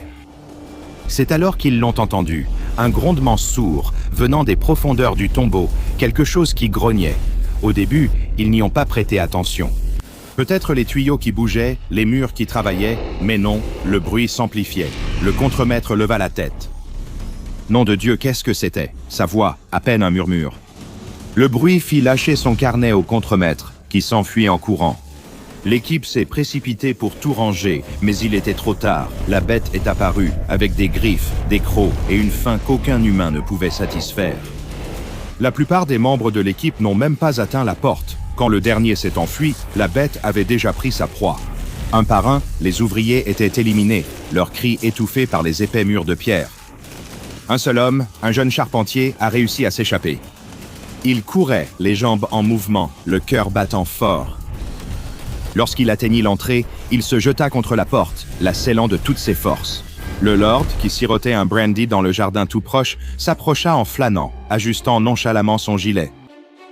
Eh bien, pourquoi ce retard? Le charpentier, pâle comme un fantôme, leva les yeux vers lui avec un regard égaré. « Il y a une bête là-dedans », haleta le charpentier. Le lord haussa un sourcil, imperturbable. « Une bête, dites-vous » demanda-t-il, son ton empreint de moquerie. « N'importe quoi, ce n'est qu'un animal, un taureau sauvage, c'est une vieille tombe, rien de plus, un peu de superstition. » Pour nous maintenir tous Sous tension. Il a sorti un cigare de la poche de son manteau sans ciller. « Toi, dit-il au charpentier, tu retourneras là-dedans. Je ne paie pas. Une fortune pour une superstition. Tu entreras et tu trouveras le trésor. C'est le travail, tenta d'argumenter le charpentier, mais le regard du seigneur resta froid. C'était un ordre, il savait qu'il n'avait pas le choix. Les mains tremblantes, le charpentier ouvrit la tombe, et au moment où il l'ouvrit, le labyrinthe avait de nouveau changé. Les chemins différaient, les murs avaient bougé, se tordant comme des êtres vivants. Le charpentier se figea. « Non. » murmura-t-il en reculant. « Je n'y retournerai plus. Ce n'est plus pareil, c'est... » Avant qu'il ne finisse, un coup de feu retentit et le coupa net. « Pathétique, » murmura le seigneur en regardant le charpentier tomber. Il n'était même pas en colère, juste agacé, comme si un serviteur avait cassé un vase. Le lendemain, une nouvelle équipe d'ouvriers rouvrit à contre-cœur le tombeau. Le seigneur, fidèle à lui-même, se prélassait à proximité, sirotant son brandy, l'air trop satisfait. Pour quelqu'un d'aussi inconscient, il pouvait déjà goûter à l'or, au trésor, au profit. Le contremaître ouvrit la porte, la nouvelle équipe entra, leurs bottes crissant sur le sol de gravier. Ils étaient un peu plus confiants après avoir entendu l'histoire amusante du charpentier, mais ignoraient à quoi s'attendre. Et quand ils ont regardé à l'intérieur, ils étaient stupéfaits. « Bon sang !» murmura l'un d'eux. Le labyrinthe avait complètement changé. Les murs qui étaient d'une certaine façon la veille étaient maintenant différents. Le chemin soigneusement tracé par l'équipe précédente avait disparu. Plus de lumière, ni de tuyaux. Tout ce sur quoi ils avaient travaillé, disparu, envolé, comme un rêve qui s'évanouit dès qu'on se réveille. Le contremaître se gratta la tête. Bon, les gars, au boulot, on s'y met. Ils posèrent de nouveaux câbles, installèrent d'autres luminaires et retrouvèrent ce même filet d'eau dans les murs. Mais dès qu'ils commencèrent à installer de nouveaux tuyaux pour évacuer l'eau, ils l'entendirent, ce même grondement profond, grave et guttural. Les ouvriers furent attaqués, quelques-uns réussirent à survivre et refusèrent de pénétrer à nouveau dans la tombe, et ainsi de suite. La porte du tombeau fut rouverte le lendemain matin, puis encore le matin suivant, et à chaque fois, le labyrinthe avait changé, les murs bougeaient, des chemins disparaissaient, de nouveaux tournants apparaissaient, là où il n'y en avait pas. C'était comme si le tombeau, le labyrinthe, était vivant, changeant, s'adaptant, en mouvement. Chaque fois que les ouvriers parvenaient à installer quelques lignes électriques de base et à placer quelques ampoules, ils s'approchaient pour creuser dans les murs afin d'y mettre les tuyaux, et alors la bête attaquait. À chaque fois, ça ne s'arrêtait jamais. Un ou deux survivants sortaient en rampant, le visage livide, le corps tailladé, à moitié fou, marmonnant la même histoire. Et à chaque fois, le lord, les dents serrées, ordonnait aux ouvriers de retourner à l'intérieur. Et à chaque fois, la même chose se produisait. La bête, le labyrinthe, les murs qui bougent. Après des années ainsi, le seigneur devint vieux et las du labyrinthe, de la bête et de la stupide chasse au trésor. Ça suffit. Le seigneur se dit un soir, assis près du feu, un verre de cognac à la main. J'ai déjà dépensé assez de temps et d'argent. Le reste des trésors, les statues, la poterie, les morceaux du Parthénon de l'ancienne acropole grecque, eh bien tout cela irait dans un musée, bien sûr. Ils en feraient une belle exposition. Mais la tombe, cette tombe maudite, elle n'irait pas au musée. Le lord s'était trop attaché à l'idée de s'en débarrasser pour vraiment la remettre. Alors il fit emballer la tombe dans une caisse en métal et l'envoya dans l'un des quartiers les plus pauvres de Londres, un quartier miséreux jonché de sans-abri, d'oubliés. En quelques jours, on signala les premières disparitions. Au début, personne n'y fit attention. Dans les taudis, les gens disparaissaient sans que personne ne s'interroge. Puis, leur nombre grandit, l'histoire se propagea, des groupes entiers de sans-abri disparaissaient soudainement. Et le pire, c'est qu'aucune trace n'était laissée derrière, aucun signe de lutte, pas de sang, ils avaient simplement disparu. Finalement, la Fondation a été alertée et a immédiatement récupéré cette anomalie pour des recherches supplémentaires. Ce supposé tombeau est en réalité une véritable anomalie et il a été classé par la Fondation comme SCP-432. C'est une armoire de rangement en acier, de 2 mètres de haut, 1,2 mètre de large et 1 mètre de profondeur. De l'extérieur, il ressemble à un meuble de rangement ordinaire, bien qu'usé, avec son extérieur vert mat couvert de corrosion et de rayures dues à des années d'exposition. Les portes sont simples, avec verrous coulissants et cadenas pour la sécurité. Mais lorsqu'on ouvre les portes, on ne découvre pas des étagères ou un espace de rangement. À la place, on se retrouve face à un labyrinthe extradimensionnel. L'intérieur paraît défier la physique, étant bien plus vaste que ce que suggèrent les dimensions extérieures de l'armoire. À l'intérieur, un dédale de couloirs en acier rouillé est faiblement éclairé par des ampoules vacillantes, dont beaucoup sont cassées. Certaines parois comportent des tuyaux en acier transportant de l'eau froide, sans que l'on connaisse sa source ou sa destination. Elle est potable, mais elle contient peu d'oxygène et des traces d'oxyde de fer. Le labyrinthe est impossible à cartographier précisément. À chaque fois que l'armoire se ferme puis s'ouvre, l'entrée change complètement d'emplacement. Personne ne peut prédire comment la configuration va changer. Quant à ceux qui s'y aventurent, il n'y a eu aucun survivant confirmé, seulement des restes. Certains avancent que la faim en est la cause, mais des preuves pointent vers un danger bien plus grave.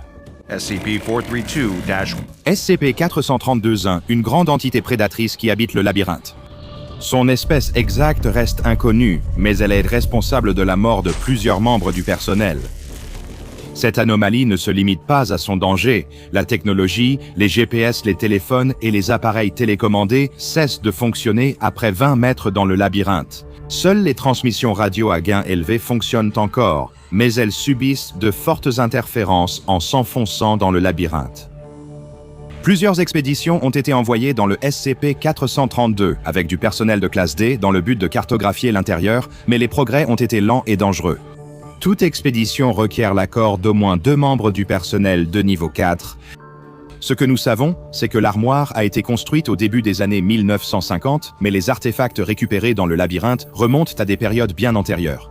Cela laisse penser que le labyrinthe et l'armoire pourraient être liés à quelque chose de plus ancien et encore incompris. Concernant le confinement, le SCP-432 est toujours verrouillé. La clé, gardée par 3 agents de niveau 3, se trouve dans un poste de sécurité proche. Aucune procédure de confinement supplémentaire n'est requise, mais restons vigilants. Beaucoup de choses sur cette anomalie restent inconnues, il est donc essentiel de poursuivre son étude tout en la maintenant confinée. Le prisonnier encaisse un violent crochet du droit en plein visage, accompagné d'un craquement désagréable qui le couche sur le linoléum glacé du sol de la prison. Il songe à se relever, à riposter, voire à tenter de saisir le couteau improvisé d'un d'eux. Puis la semelle d'une basket percute le côté de son visage, projetant sa tête contre le sol avec un bruit sourd et écœurant. Un autre coup de pied frappe son ventre, tordant son corps en point d'interrogation. La question dans ce cas est, comment va-t-il s'en sortir? Et la réponse est aussi simple que triste. Il ne s'en sortira pas. Ils sont 3 et il est tout seul. Les autres détenus s'acharnent sur lui avec une volée de coups de poing et de pied sans relâche, tandis qu'il se tord au sol comme un poisson hors de l'eau, les muscles déchirés, les côtes brisées. « Défends-toi, mec, défends-toi !» L'un d'eux ricane. « Tu vas vraiment te laisser faire ?» ajoute un autre, sa voix mêlant la rage et l'amusement. Le détenu ne sait même pas ce qu'il a fait pour mériter ça. Il n'a pas balancé, il n'a pas parlé dans le dos de qui que ce soit, il a baissé la tête, il n'a regardé personne. C'est drôle, il était peut-être simplement là, c'était peut-être plus une question de ce qu'il devait faire que de la personne concernée. Ensuite, il y a le grand, celui que les 2 autres suivent. Son visage tatoué lui donne l'air d'un démon antique gardant un temple interdit. Il lève un pied et l'écrase sur la cheville du prisonnier, mettant tout son poids de 140 kilos sur ce seul os fragile. Le prisonnier hurle comme il n'a pas hurlé depuis le jour de sa naissance. Si fort, si aigu, si primal, que tu n'entends même pas ses chevilles se briser comme du simple vitrage bon marché. « Mettez-le contre les barreaux », dit le grand, sa voix profonde et grondante comme une éruption volcanique. Il est temps de lui donner une leçon, ses sbires obéissent. Il ramasse le tas de douleur qu'est devenu le corps du prisonnier et le traîne mollement jusqu'à la porte à barreaux, séparant ce couloir du suivant. Il tente de crier à travers ses dents cassées pour appeler les gardiens, mais cela ne servira à rien. Big Dog n'est pas arrivé ici sans être consciencieux. Il connaît chaque gardien de chaque équipe et sait exactement à qui il doit graisser la patte pour qu'il détourne le regard. Personne ne viendra sauver ce petit voyou, personne. Pourtant, le prisonnier essaie de mobiliser les forces des quelques os et muscles qui lui obéissent encore. Il se tord, se débat et lutte. Il va s'assurer qu'il n'obtienne pas une victoire facile. Ça lui vaut juste un autre coup sur la mâchoire. « Tu ne sais vraiment pas t'arrêter, hein ?» dit l'un des sbires, sortant une cordelette de sa salopette pour attacher les poignets du prisonnier au barreau. C'est alors que le prisonnier remarque quelque chose chez ces hommes. Leur peau, leurs vêtements, ils semblent bouger. Mais non, ce n'est pas ça, n'est-ce pas? Chaque centimètre de leur corps est couvert d'araignées noires, velues et rampantes, assez grandes pour que chaque articulation de leurs pattes fines soit visible. Comme une sorte de petite articulation noueuse qui le fait hurler à nouveau. Des araignées, pourquoi fallait-il que ce soit des araignées? Le deuxième sbire lui fourre une chaussette sale dans la bouche, étouffant son cri en un gémissement humide à travers le tissu. Il sent leurs mains partout sur lui, maintenant. « Tu nous as causé beaucoup d'ennuis, à moi et au gars. »« Ticon » dit Big Dog, des araignées s'échappant de ses lèvres pourries à chaque mot. Ses mains terribles, affreuses. Le retenant immobile dans une pièce d'un blanc éclatant, le prisonnier est assis, sans bouger, sur une simple chaise blanche. Il hurle, la tête enfermée dans un vieux casque en métal, incapable d'y faire quoi que ce soit. Alors qu'il revit une version abstraite du pire moment de sa vie devant lui, deux chercheurs prennent des notes méticuleuses, leur visage ne trahissant ni pensée ni émotion. Ils ont déjà vu ça tant de fois aujourd'hui. Un inconnu de plus avec un casque ridicule qui convulse sur une chaise, qu'est-ce que ça change? Mais ce n'est pas du tout ce que vivent ceux qui le portent, loin de là. Un autre homme crie « Il me découpe ! Il me découpe! Sortez-moi de là !» Seulement 10 secondes après qu'on lui ait mis le casque, il est attaché à une table dans un vieux donjon de torture humide, oublié du monde. Les murs, couverts de mousse et suintant d'eau stagnante, l'entourent tandis que des silhouettes encapuchonnées aux yeux rouges se jettent sur lui, armées de longs couteaux rouillés. Il ressent la douleur de chaque entaille multipliée par 1000. Mais ces cris n'empêchent pas l'armée d'assaillants sans visage de se presser pour l'attaquer à la lame. Pris au piège dans l'extase de sa douleur, pendant qu'à l'extérieur, dans la pièce blanche, il est assis, casque sur la tête. Ces mêmes chercheurs prennent des notes avec détachement, demandant de temps en temps à l'homme torturé de décrire ce qu'il ressent avec le plus de détails possible. Un autre encore est choisi pour cette terrible expérience à cause d'une petite anomalie étrange dans son dossier personnel. Il a raconté être tombé enfant dans un lac gelé et avoir failli se noyer, un événement qui l'a marqué à vie. Il ne peut même pas boire une gorgée d'eau froide sans y penser, les profondeurs glacées chassant l'air de ses poumons, tandis que l'obscurité monstrueuse et oppressante l'enveloppait. Alors naturellement, quand le casque est posé sur sa tête, il y est de nouveau. La pièce se remplit d'eau glacée, s'engouffrant par chaque fissure et crevasse. Le sol semble s'effriter et disparaître dans le froid, ne laissant sous lui qu'un abîme noir. La possibilité de tomber pour toujours. Il le ressent aussi vivement qu'il l'a ressenti ce jour-là. Le froid humide sur ta peau qui fait presque arrêter ton cœur. La panique animale aveugle de devenir l'une des victimes de la nature. Il rassemble toutes les forces cachées en lui et essaie de nager vers ce qui ressemble à un minuscule carré de lumière tout là-haut. Si l'air qui lui reste dans les poumons le lui permet, alors, il ressent une douleur aiguë à la jambe et voit un bras écailleux, détrempé, enroulé autour de son mollet, s'étirant depuis l'obscurité infinie en dessous, le retenant sur place. Et bientôt, un autre bras surgit, puis un autre encore, l'attrapant et le tirant vers le bas avec une force terrible. Il panique et pousse un cri silencieux, regardant les bulles qui pourraient tout aussi bien être la vie elle-même s'échapper de sa bouche et remonter vers l'endroit qu'il ne pourra jamais atteindre. Puis il y avait le tueur. Ce nom ne le dérange pas, au contraire, il le porte comme un insigne d'honneur. Ce n'est pas un mauvais homme. Sa première victime fut son propre père, un tyran cruel et violent qui rendait la vie infernale pour lui, sa mère et sa petite sœur. Ce vieux tyran abusif a eu ce qu'il méritait. Idem pour ce vieil homme qui fixait un peu trop sa petite sœur. Ou les deux co-détenus qui ont osé insulter sa mère. D'après lui, il n'a jamais tué un homme qui ne l'avait pas cherché. Le tueur n'est pas un homme haineux. Il adore sa mère et sa sœur et ferait tout pour les protéger. C'est pourquoi, quand on lui met le casque, il les pourchasse toutes les deux avec une hache, en sanglotant, répétant « Je suis désolé, ce n'est pas moi ». Mais ça arrive quand même. Vous vous sentez un peu traumatisé par tout ça? Ne t'inquiète pas, tu n'es pas seul. C'est juste la nature de la bête. Avec SCP-825 surnommé le casque des visions troublantes, un titre que notre introduction montre qu'il a amplement mérité. Je dois malheureusement annoncer que tous les incidents troublants que tu viens d'entendre proviennent de véritables tests de la Fondation avec cet appareil. Alors, que se passe-t-il exactement ici? À première vue, SCP-825 semble être un casque de chevalier usé provenant de l'Angleterre médiévale, ce que les tests de provenance et la datation au carbone ont confirmé comme étant vrai. Cependant, il a été découvert en possession d'un groupe d'intérêts classifiés qui opère depuis des siècles. La manière précise dont ils utilisaient le casque, que ce soit pour torturer leurs ennemis ou lors de rituels d'initiation cruels pour leurs recrues, demeure inconnue. Ce que je peux vous dire avec certitude, c'est que la grande majorité du groupe est maintenant morte, après un certain incident. La Fondation fait tout pour retrouver et interroger les membres survivants afin d'obtenir des informations sur cette anomalie sadique. Comme vous l'avez sans doute deviné grâce aux noms et aux effets montrés dans le prélude, la propriété anormale du casque s'active lorsqu'il est placé sur une partie du corps, généralement la tête, mais pas exclusivement la tête. Un simple doigt dans le casque peut suffire à déclencher le pire voyage de votre vie. Parce que lorsque le casque est en place, le sujet devient paralysé en dessous du cou, et à partir de là, il commence à avoir des hallucinations qui sollicitent tous ses sens, aussi intenses qu'elles sont extrêmement angoissantes.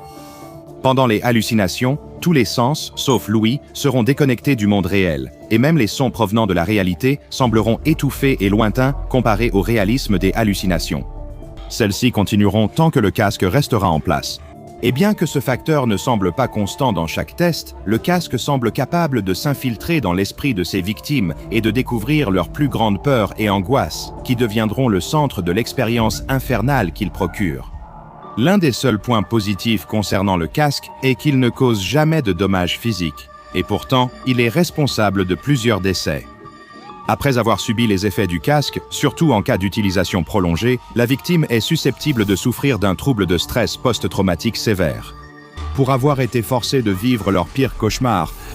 En conséquence, ils prendront des mesures extrêmes pour éviter d'avoir à porter le casque à nouveau. Ce qui a entraîné, disons, quelques incidents malheureux. On sait généralement qu'un usage fréquent ou prolongé peut générer un stress détruisant totalement la psyché humaine. La victime sombre dans la folie ou en catatonie totale. En découvrant l'existence du casque, vous pourriez être submergé de questions. Comment une telle chose a-t-elle pu exister? Qui serait assez sadique pour créer un tel objet? Et dans quel but?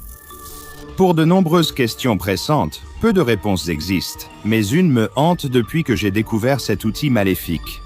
Et face à la possibilité qu'il en existe d'autres quelque part, une simple question demeure. Cette chose a-t-elle des faiblesses?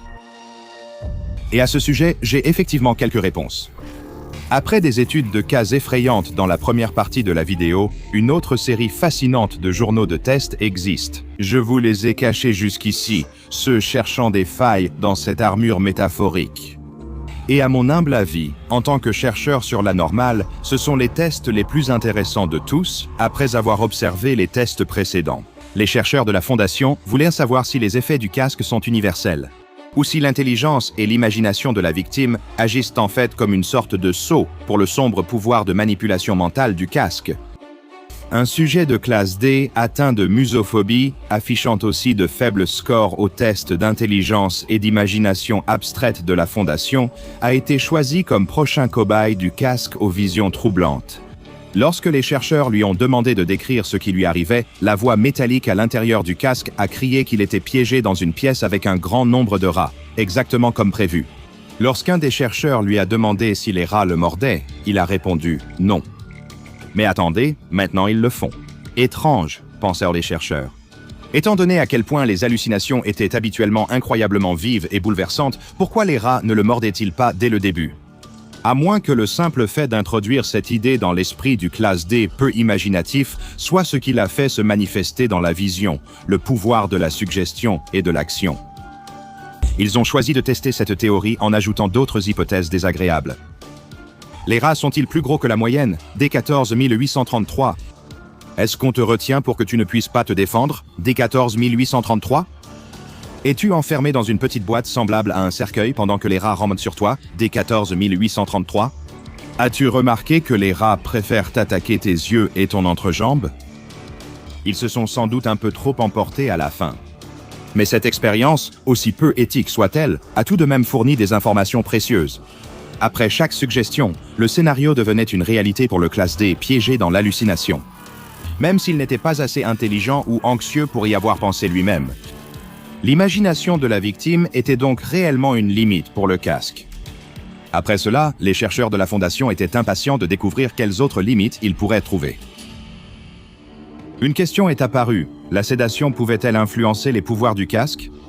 Pour cela, ils ont administré un puissant sédatif à un autre membre du personnel de classe D, le rendant inconscient. Il n'a reçu aucune indication sur l'utilisation du casque pour l'expérience, afin de ne pas fausser les résultats. Le casque a ensuite été placé sur le sujet alors qu'il était encore inconscient, puis retiré avant qu'il ne se réveille. En prenant grand soin de ne poser aucune question suggestive, les chercheurs ont demandé au sujet comment il avait dormi. Il a dit avoir fait des cauchemars très perturbants, où il se trouvait dans une voiture submergée, coulant dans l'océan et attaqué par d'énormes anguilles féroces. Sinon, il ne semblait pas inquiet. Lorsque le SCP-825 lui a été présenté, il n'a pas manifesté la réaction sévère que les victimes du casque ont habituellement, agissant comme si on lui montrait n'importe quel autre artefact médiéval. La conclusion ici était évidente. Bien que les effets anormaux du casque n'aient pas été entièrement empêchés par la sédation, leur gravité était considérablement réduite. Ce résultat était prometteur si un jour un dispositif au pouvoir similaire était utilisé contre le personnel de la Fondation. Pour poursuivre leurs recherches sur l'influence de l'intelligence et de l'imagination sur la puissance des effets du casque, ils décidèrent d'expérimenter sur un membre de la classe D, du personnel présentant de graves troubles du développement. Dans ce cas, des facultés mentales probablement figées à l'enfance. Toujours la grande classe, ces chercheurs de la SCP. Lorsque le casque a été placé sur sa tête, ses réactions étaient, de façon choquante ou peut-être prévisible, bien plus atténuées que celles des sujets ne partageant pas ses handicaps. Interrogé sur la situation, il a dit que les gens étaient méchants avec lui. C'est tout. Même des suggestions hypothétiques n'ont pas généré d'hallucinations plus complexes ou troublantes, le sujet ne comprenant que les suggestions les plus simples, à la base. Cela a offert une confirmation solide que l'imagination de la victime elle-même est l'outil le plus puissant de l'arsenal anormal du casque. Sans une imagination puissante avec laquelle travailler, c'est une menace bien plus facile à gérer. Après avoir testé tous ces cobayes humains, la prochaine étape expérimentale semblait être, de vrais rats de laboratoire. Il pourrait obtenir plus d'informations sur les effets de l'anomalie en testant son impact sur l'esprit de créatures plus simples biologiquement. Il y a toujours assez de rats prêts pour le laboratoire dans un site de confinement SCP. Le premier test a été réalisé sur une rate Sprague Dowley de 7 mois, une souche élevée pour sa docilité et sa facilité de manipulation. Après son placement dans le casque, il y a eu une courte période de spasme, suivie d'un arrêt cardiaque brutal. Ce schéma s'est confirmé pour chaque rat Sprague Dowley testé. Fait fascinant, les choses étaient très différentes lors des tests sur des échantillons de la souche Wistar de rats de laboratoire. Les rats Wistar sont sélectionnés pour être plus actifs que d'autres souches.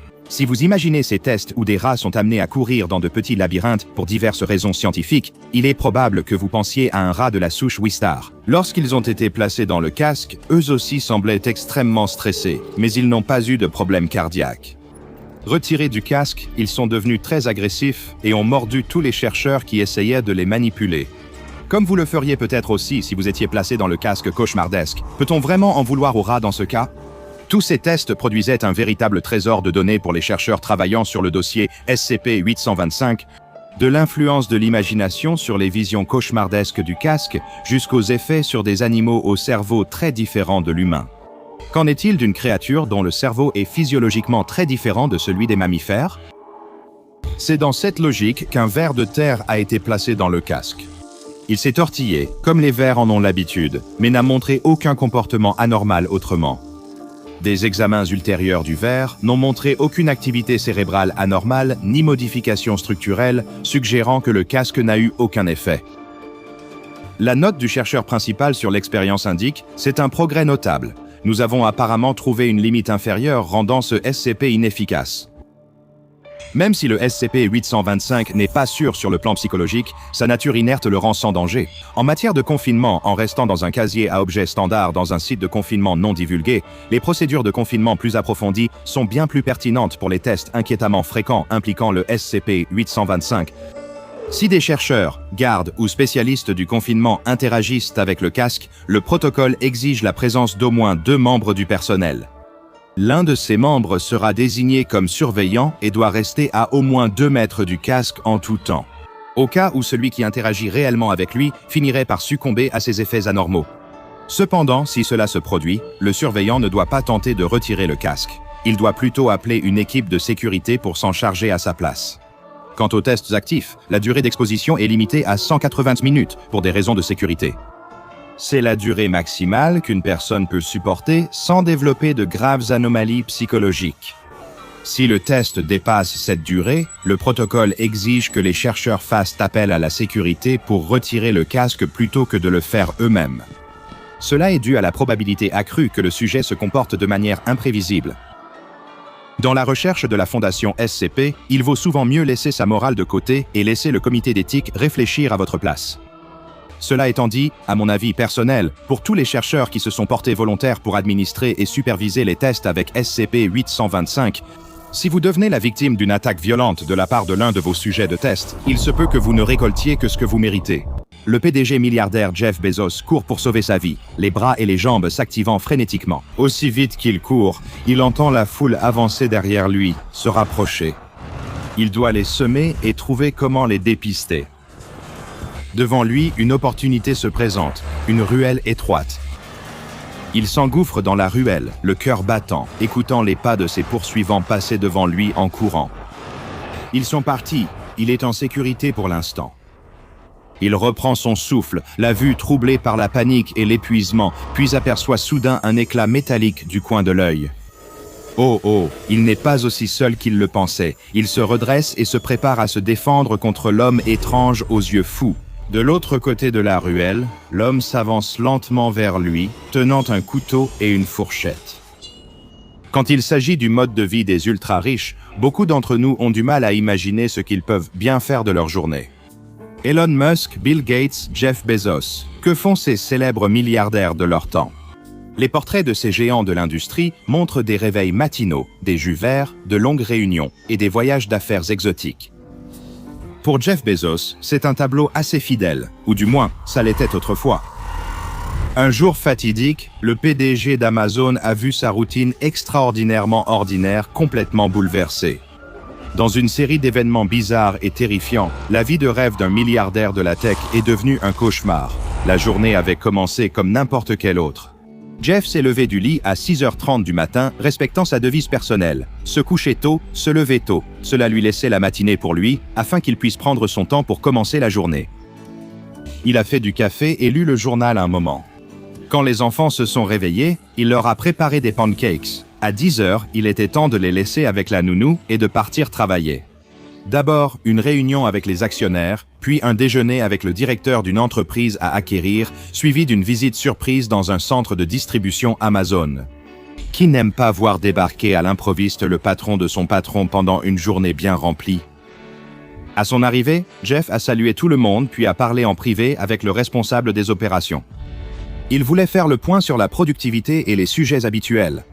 Les employés prenaient-ils trop de pauses toilettes? À quelle vitesse pouvaient-ils déplacer les colis? Juste des questions standards. Mais pendant qu'il parlait, il ne pouvait s'empêcher de remarquer que les yeux de son employé devenaient un peu vitreux. Il a demandé à l'homme s'il se sentait bien, mais le responsable a assuré à Jeff qu'il avait juste faim. Sa pause déjeuner approchait. Il avait hâte de retrouver son reste de pain de viande. Eh bien, Jeff voulait que l'homme soit concentré pendant leur réunion, alors il a proposé de commencer la pause déjeuner tout de suite. Après tout, la pause déjeuner idéale est celle où l'on travaille en même temps.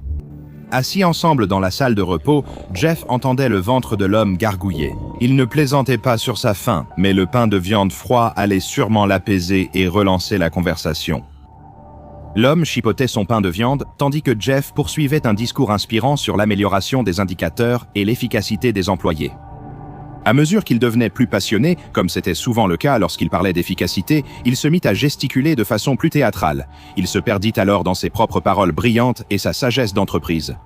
Il ne remarqua pas que le responsable des opérations abandonnait complètement le pain de viande, fixant plutôt la main de Jeff, qui se rapprochait de plus en plus de son visage. Jeff était sur le point de conclure son propos et de renvoyer l'employé à ses occupations.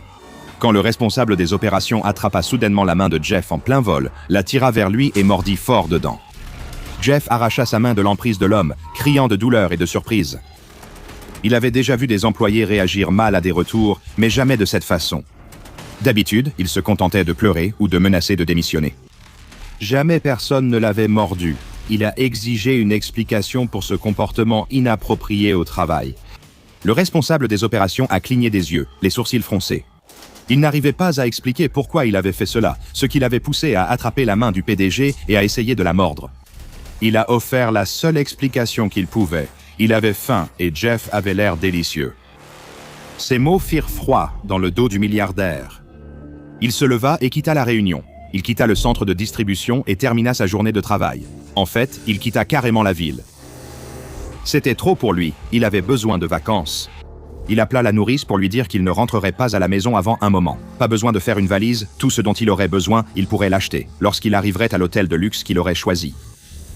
Il appela son pilote préféré et lui demanda de choisir une destination avec une station balnéaire exclusive et privée, quelque chose avec un spa pour qu'il puisse se détendre. 1 heure plus tard, il était installé dans son jet privé, prêt à décoller. Quand le jet atteignit son altitude de croisière, une des hôtesses habituelles vint lui servir un verre de l'un des meilleurs vins rouges à bord.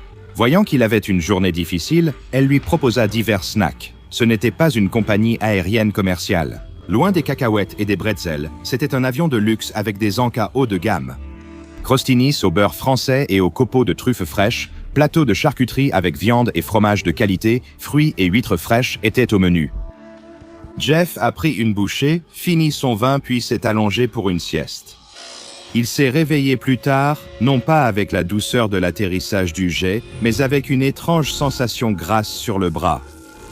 Il ouvrit les yeux et vit la même hôtesse étaler du beurre français sur son avant-bras, puis râper de la truffe noire dessus. Pendant tout ce temps, elle se léchait les lèvres, avec un regard vorace dans les yeux, comme quelqu'un sur le point de découper un magnifique morceau de bœuf de Kobe. Jeff l'a repoussé, lui criant d'arrêter. Heureusement, l'avion a atterri avant qu'elle agisse davantage, et il a débarqué rapidement, prenant une serviette chaude pour essuyer le beurre sur son bras. Est-ce que tout le monde perdait la tête aujourd'hui? Heureusement, il était quelque part où il pouvait se détendre et oublier ses soucis pendant un petit moment. Il était déjà venu dans ce centre de villégiature et spa chaque fois qu'il avait besoin d'une petite remise en forme physique et émotionnelle. Il accepta son verre de champagne offert à la réception. Après avoir réservé la meilleure suite, il se rendit au spa pour oublier le chaos et les bizarreries de la journée. Il était impossible d'être stressé dans un endroit comme celui-ci, avec une musique apaisante, les senteurs d'aromathérapie diffusées dans la pièce et bien sûr, les sources chaudes brevetées du spa, infusées aux herbes. Des sources chaudes naturelles. L'eau était pompée dans des bains privés et enrichie d'herbes apaisantes, comme la sauge et le romarin. L'employé donna à Jeff une serviette et un peignoir blanc moelleux pour après son bain. Soulagé, il s'installa dans l'eau fumante et parfumée aux herbes. Il ne remarqua pas que l'employé n'avait pas encore quitté la pièce. Il était trop occupé à se détendre, à fermer les yeux et à laisser ses soucis s'envoler. Il étendit les jambes, sentant ses muscles se détendre et relâcher leur tension, sentant les morceaux d'herbe fraîches dans le bain chatouiller sa peau. Il prit une profonde inspiration, savourant le parfum frais de la sauge, du romarin, de l'ail. L'ail avait en effet des propriétés anti-inflammatoires. Cela faisait peut-être partie du nouveau traitement. Il se replongea dans l'expérience, essayant de vider son esprit. Mais alors qu'il peinait à rester détendu, il se rendit clairement compte que le savon devenait, il ne pouvait le décrire que comme grumeleux. Il ouvrit les yeux et vit que des rondelles d'oignons, des morceaux de carottes et de pommes de terre flottaient désormais avec les herbes et l'ail. Là, de l'autre côté de la grande baignoire, l'employé saupoudrait du sel et du poivre dans l'eau. Ce n'était pas un bain du tout, c'était de la soupe. C'était la soupe de Jeff Bezos. L'employé trempait une cuillère pour goûter le bouillon quand Jeff le tira dans l'eau et s'enfuit, profitant de sa distraction. Il n'eut pas le temps de prendre le peignoir, enroula une serviette autour de sa taille et sortit rapidement. Il a couru à travers le spa, ignorant les panneaux interdisant de courir. Il n'avait pas le temps de suivre les règles et ne s'est pas interrogé sur leur raison d'être. Ce n'est que lorsque ses pieds ont glissé sur le sol mouillé et glissant qu'il s'est écrasé au sol, sa tête a heurté le carrelage et tout est devenu noir. Quand Jeff a rouvert les yeux, il était assis dans un cabinet médical vêtu d'une blouse d'hôpital. Un médecin a pris ses constantes et l'a salué en voyant le PDG revenir à lui. Elle expliqua qu'il avait eu une légère commotion en se cognant la tête dans le spa. Le personnel de l'hôtel l'avait conduit dans un centre de soins d'urgence, ne sachant que faire d'autre. Heureusement, ses blessures étaient légères. Il aurait quelques vertiges ou nausées, mais s'en remettrait bien. Jeff n'était pas de cet avis. Il ne pensait pas qu'il allait très bien s'en sortir. Il dit au médecin qu'il se passait quelque chose de terrible qui allait sembler fou. Pour une raison quelconque, partout où il allait aujourd'hui, les gens essayaient, eh bien, de le manger. La docteure le regarda avec un sourire complice. Elle comprenait. Elle lui dit qu'il était sous pression tout le temps. Être l'un des hommes les plus riches et diriger une immense entreprise n'était sûrement pas facile. Le stress le rongeait, c'était compréhensible, mais il n'y avait aucune chance que des gens essaient vraiment de le manger. C'était absurde. Elle lui proposa un sédatif pour l'aider à se détendre et à se concentrer sur sa guérison après ses blessures. Il accepta à contre-cœur et elle sortit un instant pour préparer l'injection. Il inspira profondément, tentant de se recentrer. Elle avait raison, bien sûr, il n'y avait pas de gens qui essayaient de le manger. Quand on disait « manger les riches », ce n'était pas au sens littéral, non? Il voulait juste dire qu'il devrait commencer à payer des impôts ou quelque chose de stupide comme ça. Il ne tentait pas vraiment de le cuisiner et de le manger, ce serait insensé. Le docteur est revenu dans la pièce, et Jeff commençait à croire que cela pouvait être vrai, que tout cela pouvait être dans sa tête. Mais ensuite, il a regardé l'objet dans sa main et n'a pas vu une seringue, mais une poire à jus pour dinde. Non, le docteur était complice. Il n'y avait aucun endroit sûr. Il a quitté le bureau en renversant le docteur. Il devait contacter les autorités pour obtenir de l'aide. Il a couru au commissariat, est entré précipitamment et a raconté son histoire au premier agent croisé. Un seul problème subsistait, ils ignoraient son identité. Les policiers ne voyaient qu'un homme pieds nus en blouse d'hôpital, sans papier, affirmant être le PDG Jeff Bezos et que tout un tas de gens tentèrent de le manger. Ils l'ont chassé du commissariat en riant, mais pas avant de menacer de le placer en hospitalisation psychiatrique d'office. Jeff ne pouvait pas supporter d'être enfermé sans issue. Ce serait l'endroit parfait pour que quelqu'un le coince, le capture et le cuisine pour le dîner. Non, il ne pouvait pas laisser cela arriver. Il s'est enfui du commissariat et a erré dans les rues, sans savoir quoi faire ni où aller. Il n'avait rien avec lui, pas d'argent, pas de téléphone, pas d'espoir. Aucun de ses employés habituels n'était présent. Il ne pouvait ni appeler de voiture, ni payer de taxi, et surtout ne faisait confiance à personne. Alors que Jeff descendait la rue, marmonnant dans sa barbe et peinant à trouver un plan d'action, il commença à remarquer qu'il attirait un petit attroupement. C'était logique. Cet homme presque nu, parlant seul au milieu de la rue, était un spectacle étrange. Mais la foule avait un regard dans les yeux que Jeff n'aimait pas.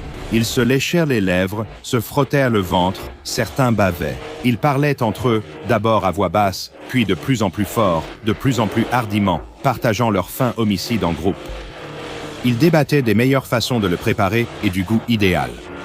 Une femme voulait le transformer en steak de Jeff, façon poulet frit en le trempant dans la pâte et en le faisant frire à la poêle. Une autre a proposé de le farcir de champignons et de le cuire dans une réduction de vin rouge. Un homme a soutenu qu'il devrait le faire simple et simplement le griller avec un peu de sel et de poivre pour permettre à la viande de conserver sa saveur naturelle. Mais ils étaient tous d'accord sur une chose, ils voulaient attraper Jeff pour pouvoir le préparer à la consommation.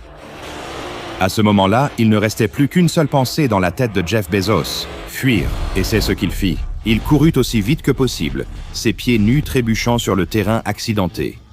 Sa tête, récemment commotionnée, lui faisait mal et tournait, et il sentait son estomac se retourner, mais il devait continuer à courir. La foule le poursuivait, cherchant à l'agripper de mains avides. Certains étaient désarmés, d'autres brandissaient couteaux, fourchettes ou hachoirs. Certains avaient apporté des condiments et tentaient de l'asperger de ketchup, moutarde ou sauce barbecue. Il sentit quelque chose le toucher et baissa les yeux vers sa chemise pour voir une éclaboussure rouge.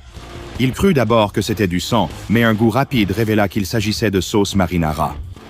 D'une certaine façon, c'était encore pire. Devant lui, il aperçut une ruelle, un endroit où il pourrait se faufiler et, avec un peu de chance, éviter la foule. Il parvint à se rouler sur le côté pour s'écarter, l'élan de la foule l'emportant au-delà de la ruelle alors que Jeff disparaissait dans l'obscurité. Mais il n'était pas seul. Un homme l'attendait avec un couteau, une fourchette et de l'appétit. Il était pris au piège. Est-ce que cela signifiait la fin pour Jeff Bezos? Alors qu'il se préparait à affronter cette menace, soudain, quelqu'un derrière Jeff a ordonné à l'agresseur de lâcher ses armes. Il obéit, les yeux écarquillés de peur. Jeff se retourna et vit un homme en uniforme. C'était comme un militaire, mais pas d'une organisation qu'il connaissait. Il brandissait une arme tout aussi méconnaissable. L'assaillant prit la fuite et l'homme en uniforme se présenta à Jeff.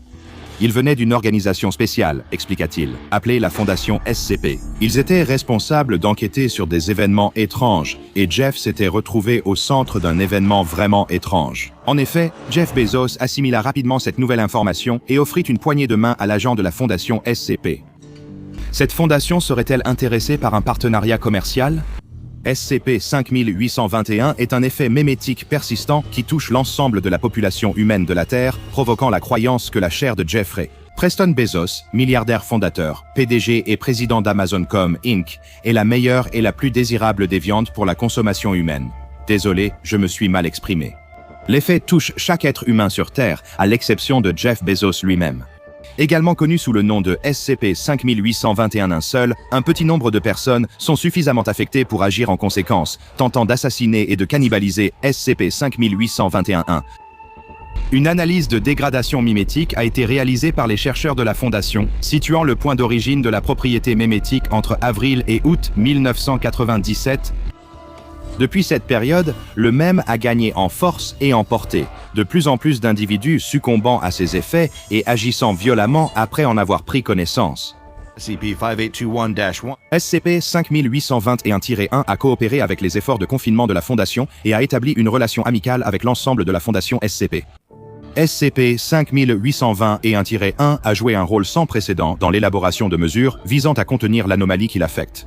Il travaille avec la Fondation pour définir la meilleure démarche. Actuellement, SCP-5821 est contenu par la FIP Lambda 27 Brigade amazonienne, qui empêche toute personne d'attaquer Bezos ou, comme ce serait la conclusion naturelle de ces attaques, de le cuisiner et de le manger. Les membres de ce groupe doivent être régulièrement remplacés afin qu'ils ne succombent pas aux effets du SCP-5821 et n'utilisent pas leur proximité pour mener leur propre attaque. D'après ce que je comprends, de nombreux débats ont eu lieu à la Fondation sur la meilleure adaptation future des procédures de confinement. Certains ont suggéré que dissoudre la société de Bezos et le priver de ses biens pourrait diminuer une partie du pouvoir de cet effet mémétique. D'autres ne sont pas d'accord, cependant. Reste à savoir si cela résulte de conclusions scientifiques sincèrement établies ou d'une reconnaissance pour les dons monétaires que Bezos a faits à l'organisation. Une note de 057 était jointe au dossier officiel concernant de nouvelles propositions pour le confinement de SCP-5821 dont le contenu disait « Il m'a été signalé que certaines propositions alternatives de confinement ont récemment été discutées. Je suis au regret de vous informer que, bien que votre initiative à concevoir de nouvelles et passionnantes méthodes de confinement soit louable, le confinement de SCP-5821 ne sera pas modifié dans un avenir prévisible. Les modèles prédisant la domination totale de la psyché humaine par SCP-5821 d'ici 2050, bien qu'alarmants, sont encore très récents et aucun consensus n'a été atteint par les divisions prédictives de la Fondation. Je peux personnellement vous l'assurer. Certaines sources du Conseil O5 suggèrent que le même pourrait se dissiper. En conséquence, des mesures drastiques et non éprouvées, telles que la saisie par la fondation de la société Amazon ou la dissolution des actifs de SCP-5821-1 ne peuvent tout simplement pas être justifiées. Sans mentionner un possible assassinat pour traiter un point de discorde que certains ont soulevé. Permettre au sujet d'une anomalie de s'exprimer sur son propre confinement peut sembler peu orthodoxe, mais croyez-moi, c'est pour le bien commun. SCP-5821-1 comprend parfaitement les difficultés auxquelles la Fondation est confrontée pour contenir les anomalies dangereuses qui menacent notre monde et nous a généreusement indemnisés pour les ressources utilisées. Je comprends que cela puisse être difficile et déroutant pour vous. Et suite à la fin de ma croisière en yacht dans les Caraïbes, je suis prêt à prendre le temps de discuter de ce problème en tête-à-tête avec toute personne qui continue d'avoir des griefs concernant ses actions. Sincèrement, O57. Suite à la diffusion de cette note, un phénomène inhabituel a commencé à se manifester parmi le personnel de recherche de SCP-5821. Plusieurs d'entre eux ont alors exprimé un fort désir de consommer la chair de O57. D'une manière ou d'une autre, grâce à la coopération avec SCP-5821-1-O57 a été infecté par la même propriété anormale. Honnêtement, je pense qu'il vaudrait mieux que je termine mes recherches ici. Parce que plus j'y pense, plus ces deux-là commencent à me sembler appétissants. Si vous voulez bien m'excuser, je vais aller commander à dîner. Je pense à quelque chose de végétarien. Ce soir. Tout semblait presque normal pour le caissier, jusqu'à ce qu'il tombe sur l'astronaute. Et c'est exactement ce qu'il est. Un étrange inconnu qui entre dans l'épicerie, habillé comme s'il faisait de la maintenance sur la station spatiale internationale. Oh mon Dieu, le caissier se dit que ça doit être encore un abruti d'Internet en train de filmer un défi TikTok, pas aujourd'hui. Mais il se trompe totalement. L'étranger en combinaison spatiale s'approche du comptoir d'un pas résolu, sans la moindre honte persistante qu'on attendrait d'un idiot dans un costume ridicule. Ah voilà, il attend juste la chute. Salutations, mon brave, dit l'étranger en combinaison. Je sais que vous faites ici un travail administratif essentiel pour cette planète, mais j'ai bien peur d'avoir grandement besoin d'aide, surtout de la part de quelqu'un de votre stature impressionnante. Ce type est-il sérieux ? Si vous acceptez de m'aider à combattre les monstres lunaires, d'accord, le caissier l'interrompt. Peu importe, je vais t'aider à les combattre si ça peut te faire partir. Hourra, un homme de qualité, dit l'homme de l'espace.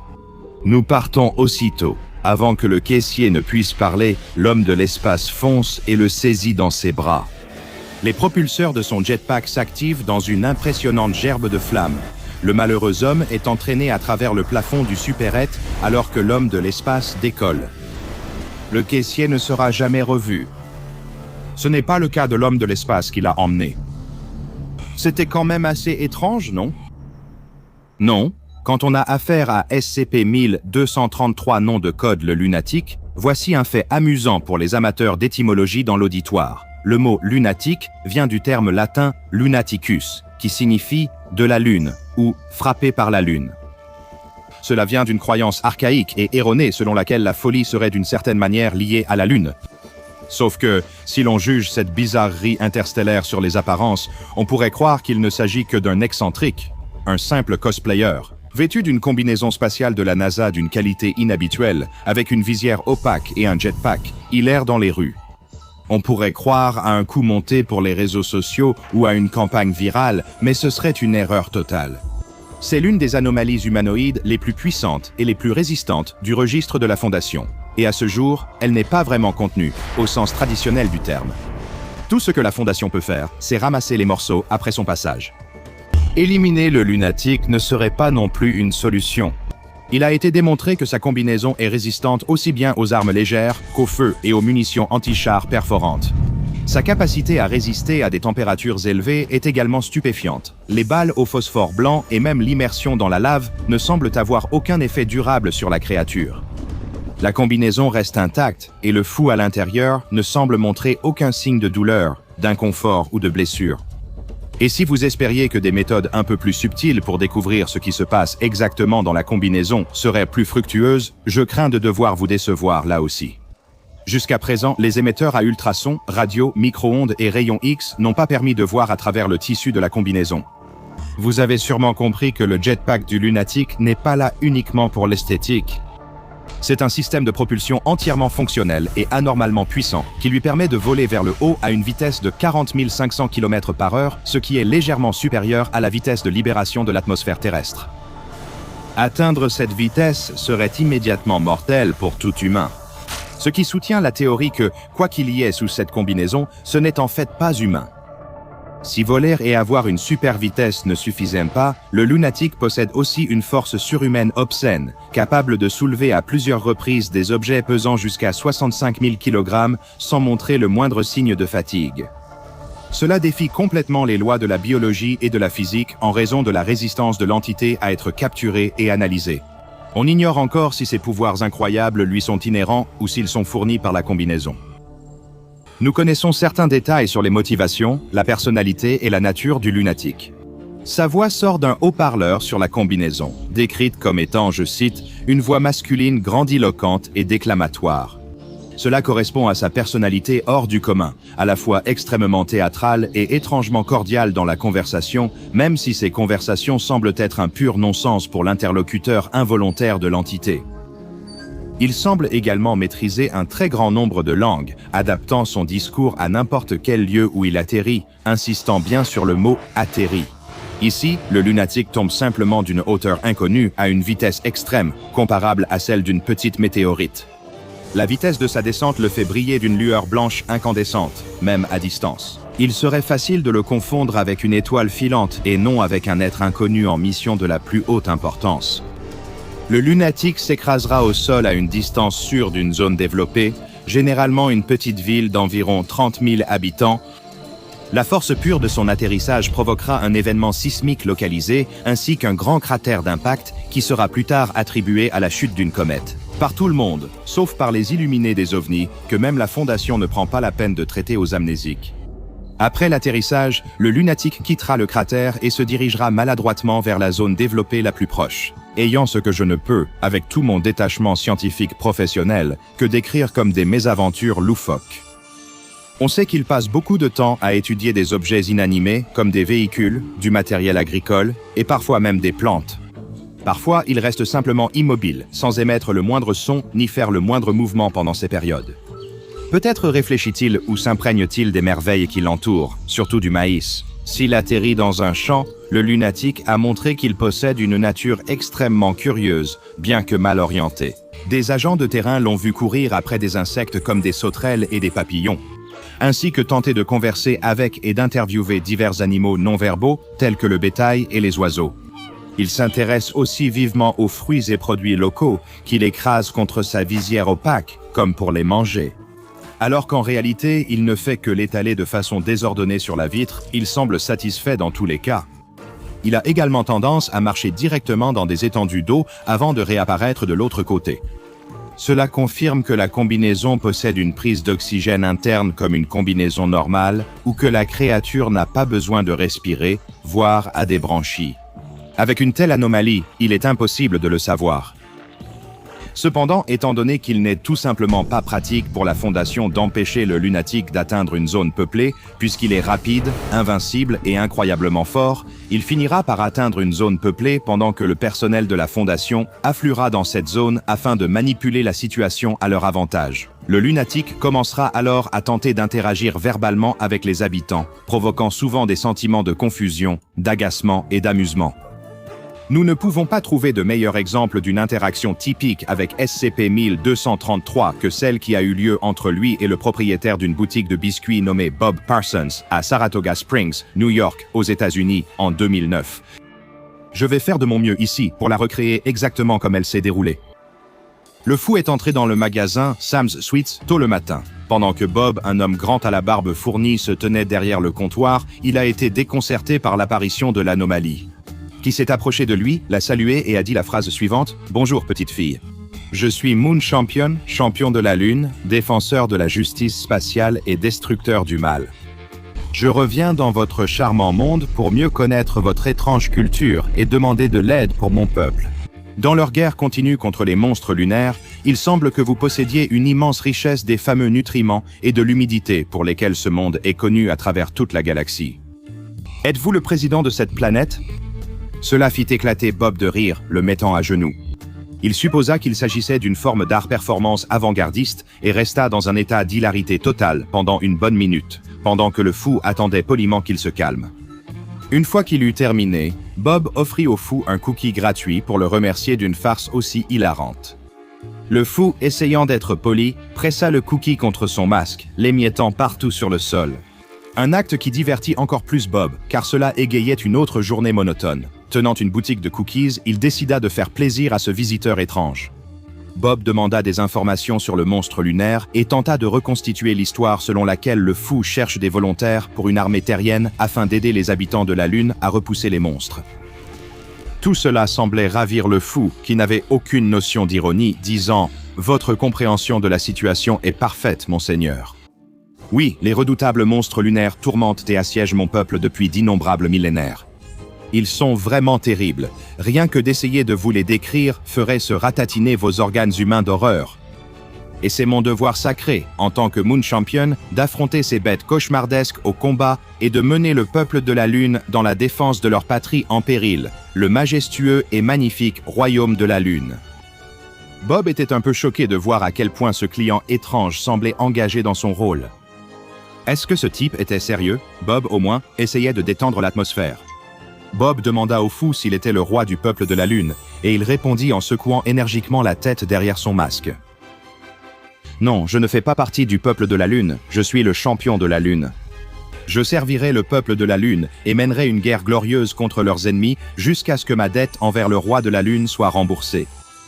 Le royaume de la Lune est une terre paisible et éclairée, le peuple de la Lune. Ayant abandonné la mesquinerie de la violence et du sang versé il y a des éons, ils sont mal préparés à l'arrivée soudaine d'un adversaire aussi redoutable. Et le conflit tourne mal, malgré mes vaillants efforts, moi, le champion de la Lune. Et donc, je suis revenu une fois de plus sur Terre, notre plus proche voisine, pour chercher toute l'aide que recèlent vos cœurs humides et charnus. Tout cela devenait un peu trop étrange pour Bob maintenant. Il commençait à s'inquiéter, redoutant que le champion de la Lune ne plaisante pas sur l'idée de l'emmener combattre une guerre lunaire contre d'étranges monstres. Heureusement, pendant ses soirées de repos, Bob était un humoriste amateur qui fréquentait divers clubs d'improvisation à New York pour perfectionner son art. C'est cette compétence qui lui a permis d'entrer habilement dans le jeu du fou et de sauver sa vie dans le processus. Réfléchissant rapidement, il a dit « Oh, donc, comme tu peux le voir, mec de la Lune, en tant que président, j'ai des responsabilités. Ce dépôt de ravitaillement ici est la seule source de nourriture pour mon peuple, et je dois, rester ici. Sinon, il y aura une famine, tu sais comment c'est. Mais j'ai ordonné aux citoyens de donner un coup de main à quiconque le demande. Et regarde, juste dehors, il y en a. » C'était la bonne réponse, et cela a réussi à détourner l'attention du fou. Oui, bien sûr, vous avez été des plus voluptueux, mon souverain. Adieu, glorieux et corpulent président. Puissiez-vous et votre peuple rester, humide et caoutchouteux. Le champion de la Lune s'envole sur les ailes de la justice. Le lunatique salua Bob une nouvelle fois et quitta le magasin avant de traverser directement un mur en béton, comme s'il était fait de papier de riz, puis de s'envoler. Comme vous l'avez sans doute compris maintenant, les comportements auxquels le lunatique se livre sur Terre semblent, loufoques. Parmi les activités les plus étranges que la Fondation a documentées concernant le lunatique, on peut citer, sans s'y limiter, errer au milieu de la circulation provoquant des décès. Car lorsqu'une voiture percute un lunatique à grande vitesse, c'est elle qui perd, ainsi que toutes celles qui la suivent. C'est ainsi que la majorité des décès liés au SCP-1233 se produisent. Étant donné que le lunatique n'a jamais montré de désir actif de nuire intentionnellement aux êtres humains, il lui arrive parfois de s'intéresser à des objets derrière les vitrines de magasins. Dans ce cas, il tendra la main à travers la vitre et prendra l'objet, brisant la vitre au passage. C'est une réparation relativement facile, tout bien considéré, mais cela attire l'attention des passants et dérange généralement les commerçants au passage. Il lui est aussi arrivé de provoquer et détruire des bouches d'incendie à coups de poing extrêmement puissants. La question de savoir si cela suggère que l'apparence des monstres lunaires ressemble à celle des bouches d'incendie terrestres reste ouverte, étant donné l'agressivité apparemment automatique que leur simple vue provoque. Les chercheurs poursuivront l'exploration de cette piste. Le lunatique a également montré une étrange obsession pour les modes de transport terrestres, ayant parfois volé un grand nombre de bicyclettes et les ayant empilées en un grand tas dans des parcs voisins. Pour des raisons inconnues, cela pourrait être attribué au comportement de quelques adolescents vandales, donc la Fondation ne le considère pas comme préoccupant. En revanche, sa tendance à soulever et empiler des voitures les unes sur les autres est beaucoup plus préoccupante pour les spécialistes du confinement de la Fondation et les comptables de la Fondation. Ils doivent calculer pour payer les dégâts. Les chiens sont une autre fascination terrienne du lunatique. On sait qu'il les ramasse et en vole même un grand nombre, croyant qu'ils sont une forme de monnaie. Mais il essaie seulement de les utiliser pour acheter d'autres chiens, une logique qui ne semble correspondre à aucun système de commerce compréhensible. En raison de la nature très étrange et visible des pitreries du lunatique, il n'est pas rare que les habitants de la ville qu'il visite appellent les autorités. Mais toute tentative de l'arrêter sera totalement vaine. La police locale a ouvert le feu sur le lunatique, qui n'essaie jamais vraiment d'arrêter ses assaillants. Il ne réagit même pas vraiment aux balles qui ricochent sur son costume. Compte tenu de sa force immense et de ses attaques dangereuses, illustrées par la façon dont il se comporte avec les bouches d'incendie, tout le monde a simplement de la chance qu'il ne soit pas agressif envers les humains. Après une période passée à essayer de recruter des volontaires pour sa mission du monstre lunaire, qui a duré de 30 minutes à 7 heures, en dernier recours, le lunatique activera son jetpack et quittera l'atmosphère terrestre à des vitesses jamais enregistrées pour un véhicule conventionnel. Après avoir quitté l'orbite terrestre, il voyagera vers la Lune à 40 500 km/h. À ce moment-là, il ajustera légèrement son angle en entrant dans l'orbite lunaire, il disparaîtra de la vue en approchant de la face cachée de la Lune, et à ce moment-là, il se cachera ou disparaîtra complètement. Étrangement, la Fondation possède bien une base lunaire opérationnelle. Aucune affirmation sur des dynasties lunaires assiégées et des monstres lunaires déchaînés ne semble appuyée par des preuves. Malgré les efforts inlassables des travailleurs de la zone lunaire 32 et du réseau de satellites Sentinelle, rien de semblable au fou décrit lors de ses diverses visites sur Terre n'a été observé, et il n'y a également eu aucune apparition du fou lui-même sur la Lune. C'est une autre de ces anomalies qui semble défier la compréhension. Plus on en apprend, moins on a l'impression de savoir. Et cela vaut aussi pour tous ceux qui finissent par accepter l'offre du fou.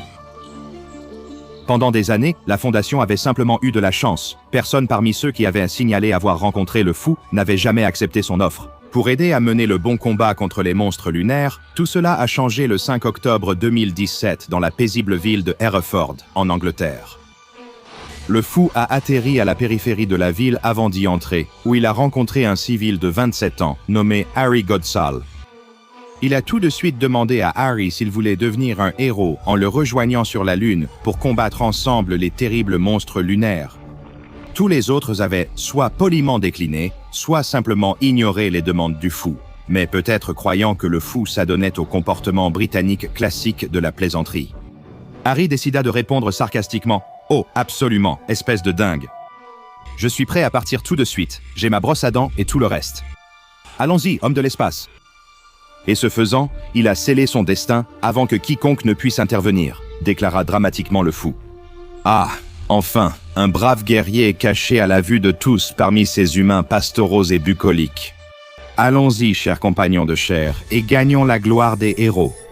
Aujourd'hui, tu brosses tes dents parmi les étoiles où nous volons.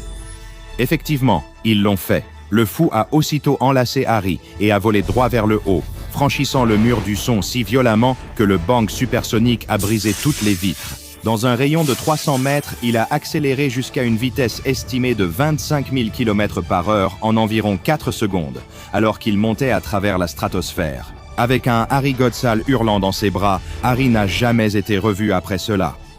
Il n'est pas clair s'il a été d'une manière ou d'une autre protégé et transporté par les capacités anormales de SCP-1233 ou si la vitesse extrême à laquelle ils ont traversé la stratosphère a pu complètement incinérer Harry. Après l'administration d'amnésique et la compréhension de la situation par la Fondation, Harry fut d'abord déclaré disparu, puis décédé. Suite à cet incident, la Fondation a officiellement interdit toute interaction directe avec le lunatique pour éviter que ce malheureux événement ne se répète avec un membre du personnel. Le lunatique, impossible à contenir par des méthodes primaires, mérite sa classe de confinement Keter en raison de la complexité de sa situation de confinement.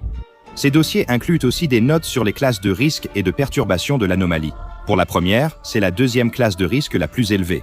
Danger, indiquant des effets anormaux importants à extrême qui représentent un danger considérable pour toute personne à proximité. Sa classe de perturbation est Eki, la deuxième plus sévère jamais enregistrée, avec une zone de perturbation identifiée. Environ de la taille d'une grande zone métropolitaine à celle d'un pays entier, mais plus préoccupant encore, il a le potentiel de perturber le monde entier. Tous ces faits inquiétants soulèvent la question de savoir comment exactement la Fondation SCP peut même commencer à gérer une énigme aussi étrange et perturbatrice venant de l'espace. Après tout, nous parlons de la Fondation sécurisée, contenir, protéger, pas de la Fondation. Oh mon Dieu, des gens sont entraînés dans la stratosphère par un homme de l'espace immortel et nous ne pouvons rien faire. C'est là qu'intervient le réseau de satellites du Système mondial d'observation et de reconnaissance atmosphérique de la Fondation, ou Argos. 3 ans et 6 mois après le dernier événement de départ enregistré de SCP-1233, le réseau Argos passe en état d'alerte maximale de priorité 2. Scrutant tel un immense faucon technologique l'apparition prochaine de l'entité. En cas de détection, une force d'intervention mobile d'amnésisation et de désinformation secrète sera déployée pour contrôler la foule et administrer un traitement amnésique à tous les civils exposés. Dans le cas où quelqu'un serait enlevé par le fou, les instructions générales sont de dissimuler l'incident lui-même et de fabriquer un rapport de disparition. Ce qui amènera la déclaration de mort du malheureux champion de la Nouvelle Lune quelques mois plus tard. Des couvertures seront créées pour tout dommage matériel et un blackout médiatique sera instauré jusqu'à ce que la Fondation contrôle la situation. Mais vraiment, comment pouvons-nous jamais, vraiment, avoir tout sous contrôle, avec un dément qui rôde dehors? C'est son système solaire, nous y vivons seulement. Découvrez le Patreon du Dr Bob et devenez chercheur junior. Regardez une autre entrée de ses dossiers. Comme SCP-1550, les animaux de compagnie personnalisés du Dr Wondertainment, compilation des 12 meilleurs animaux SCP,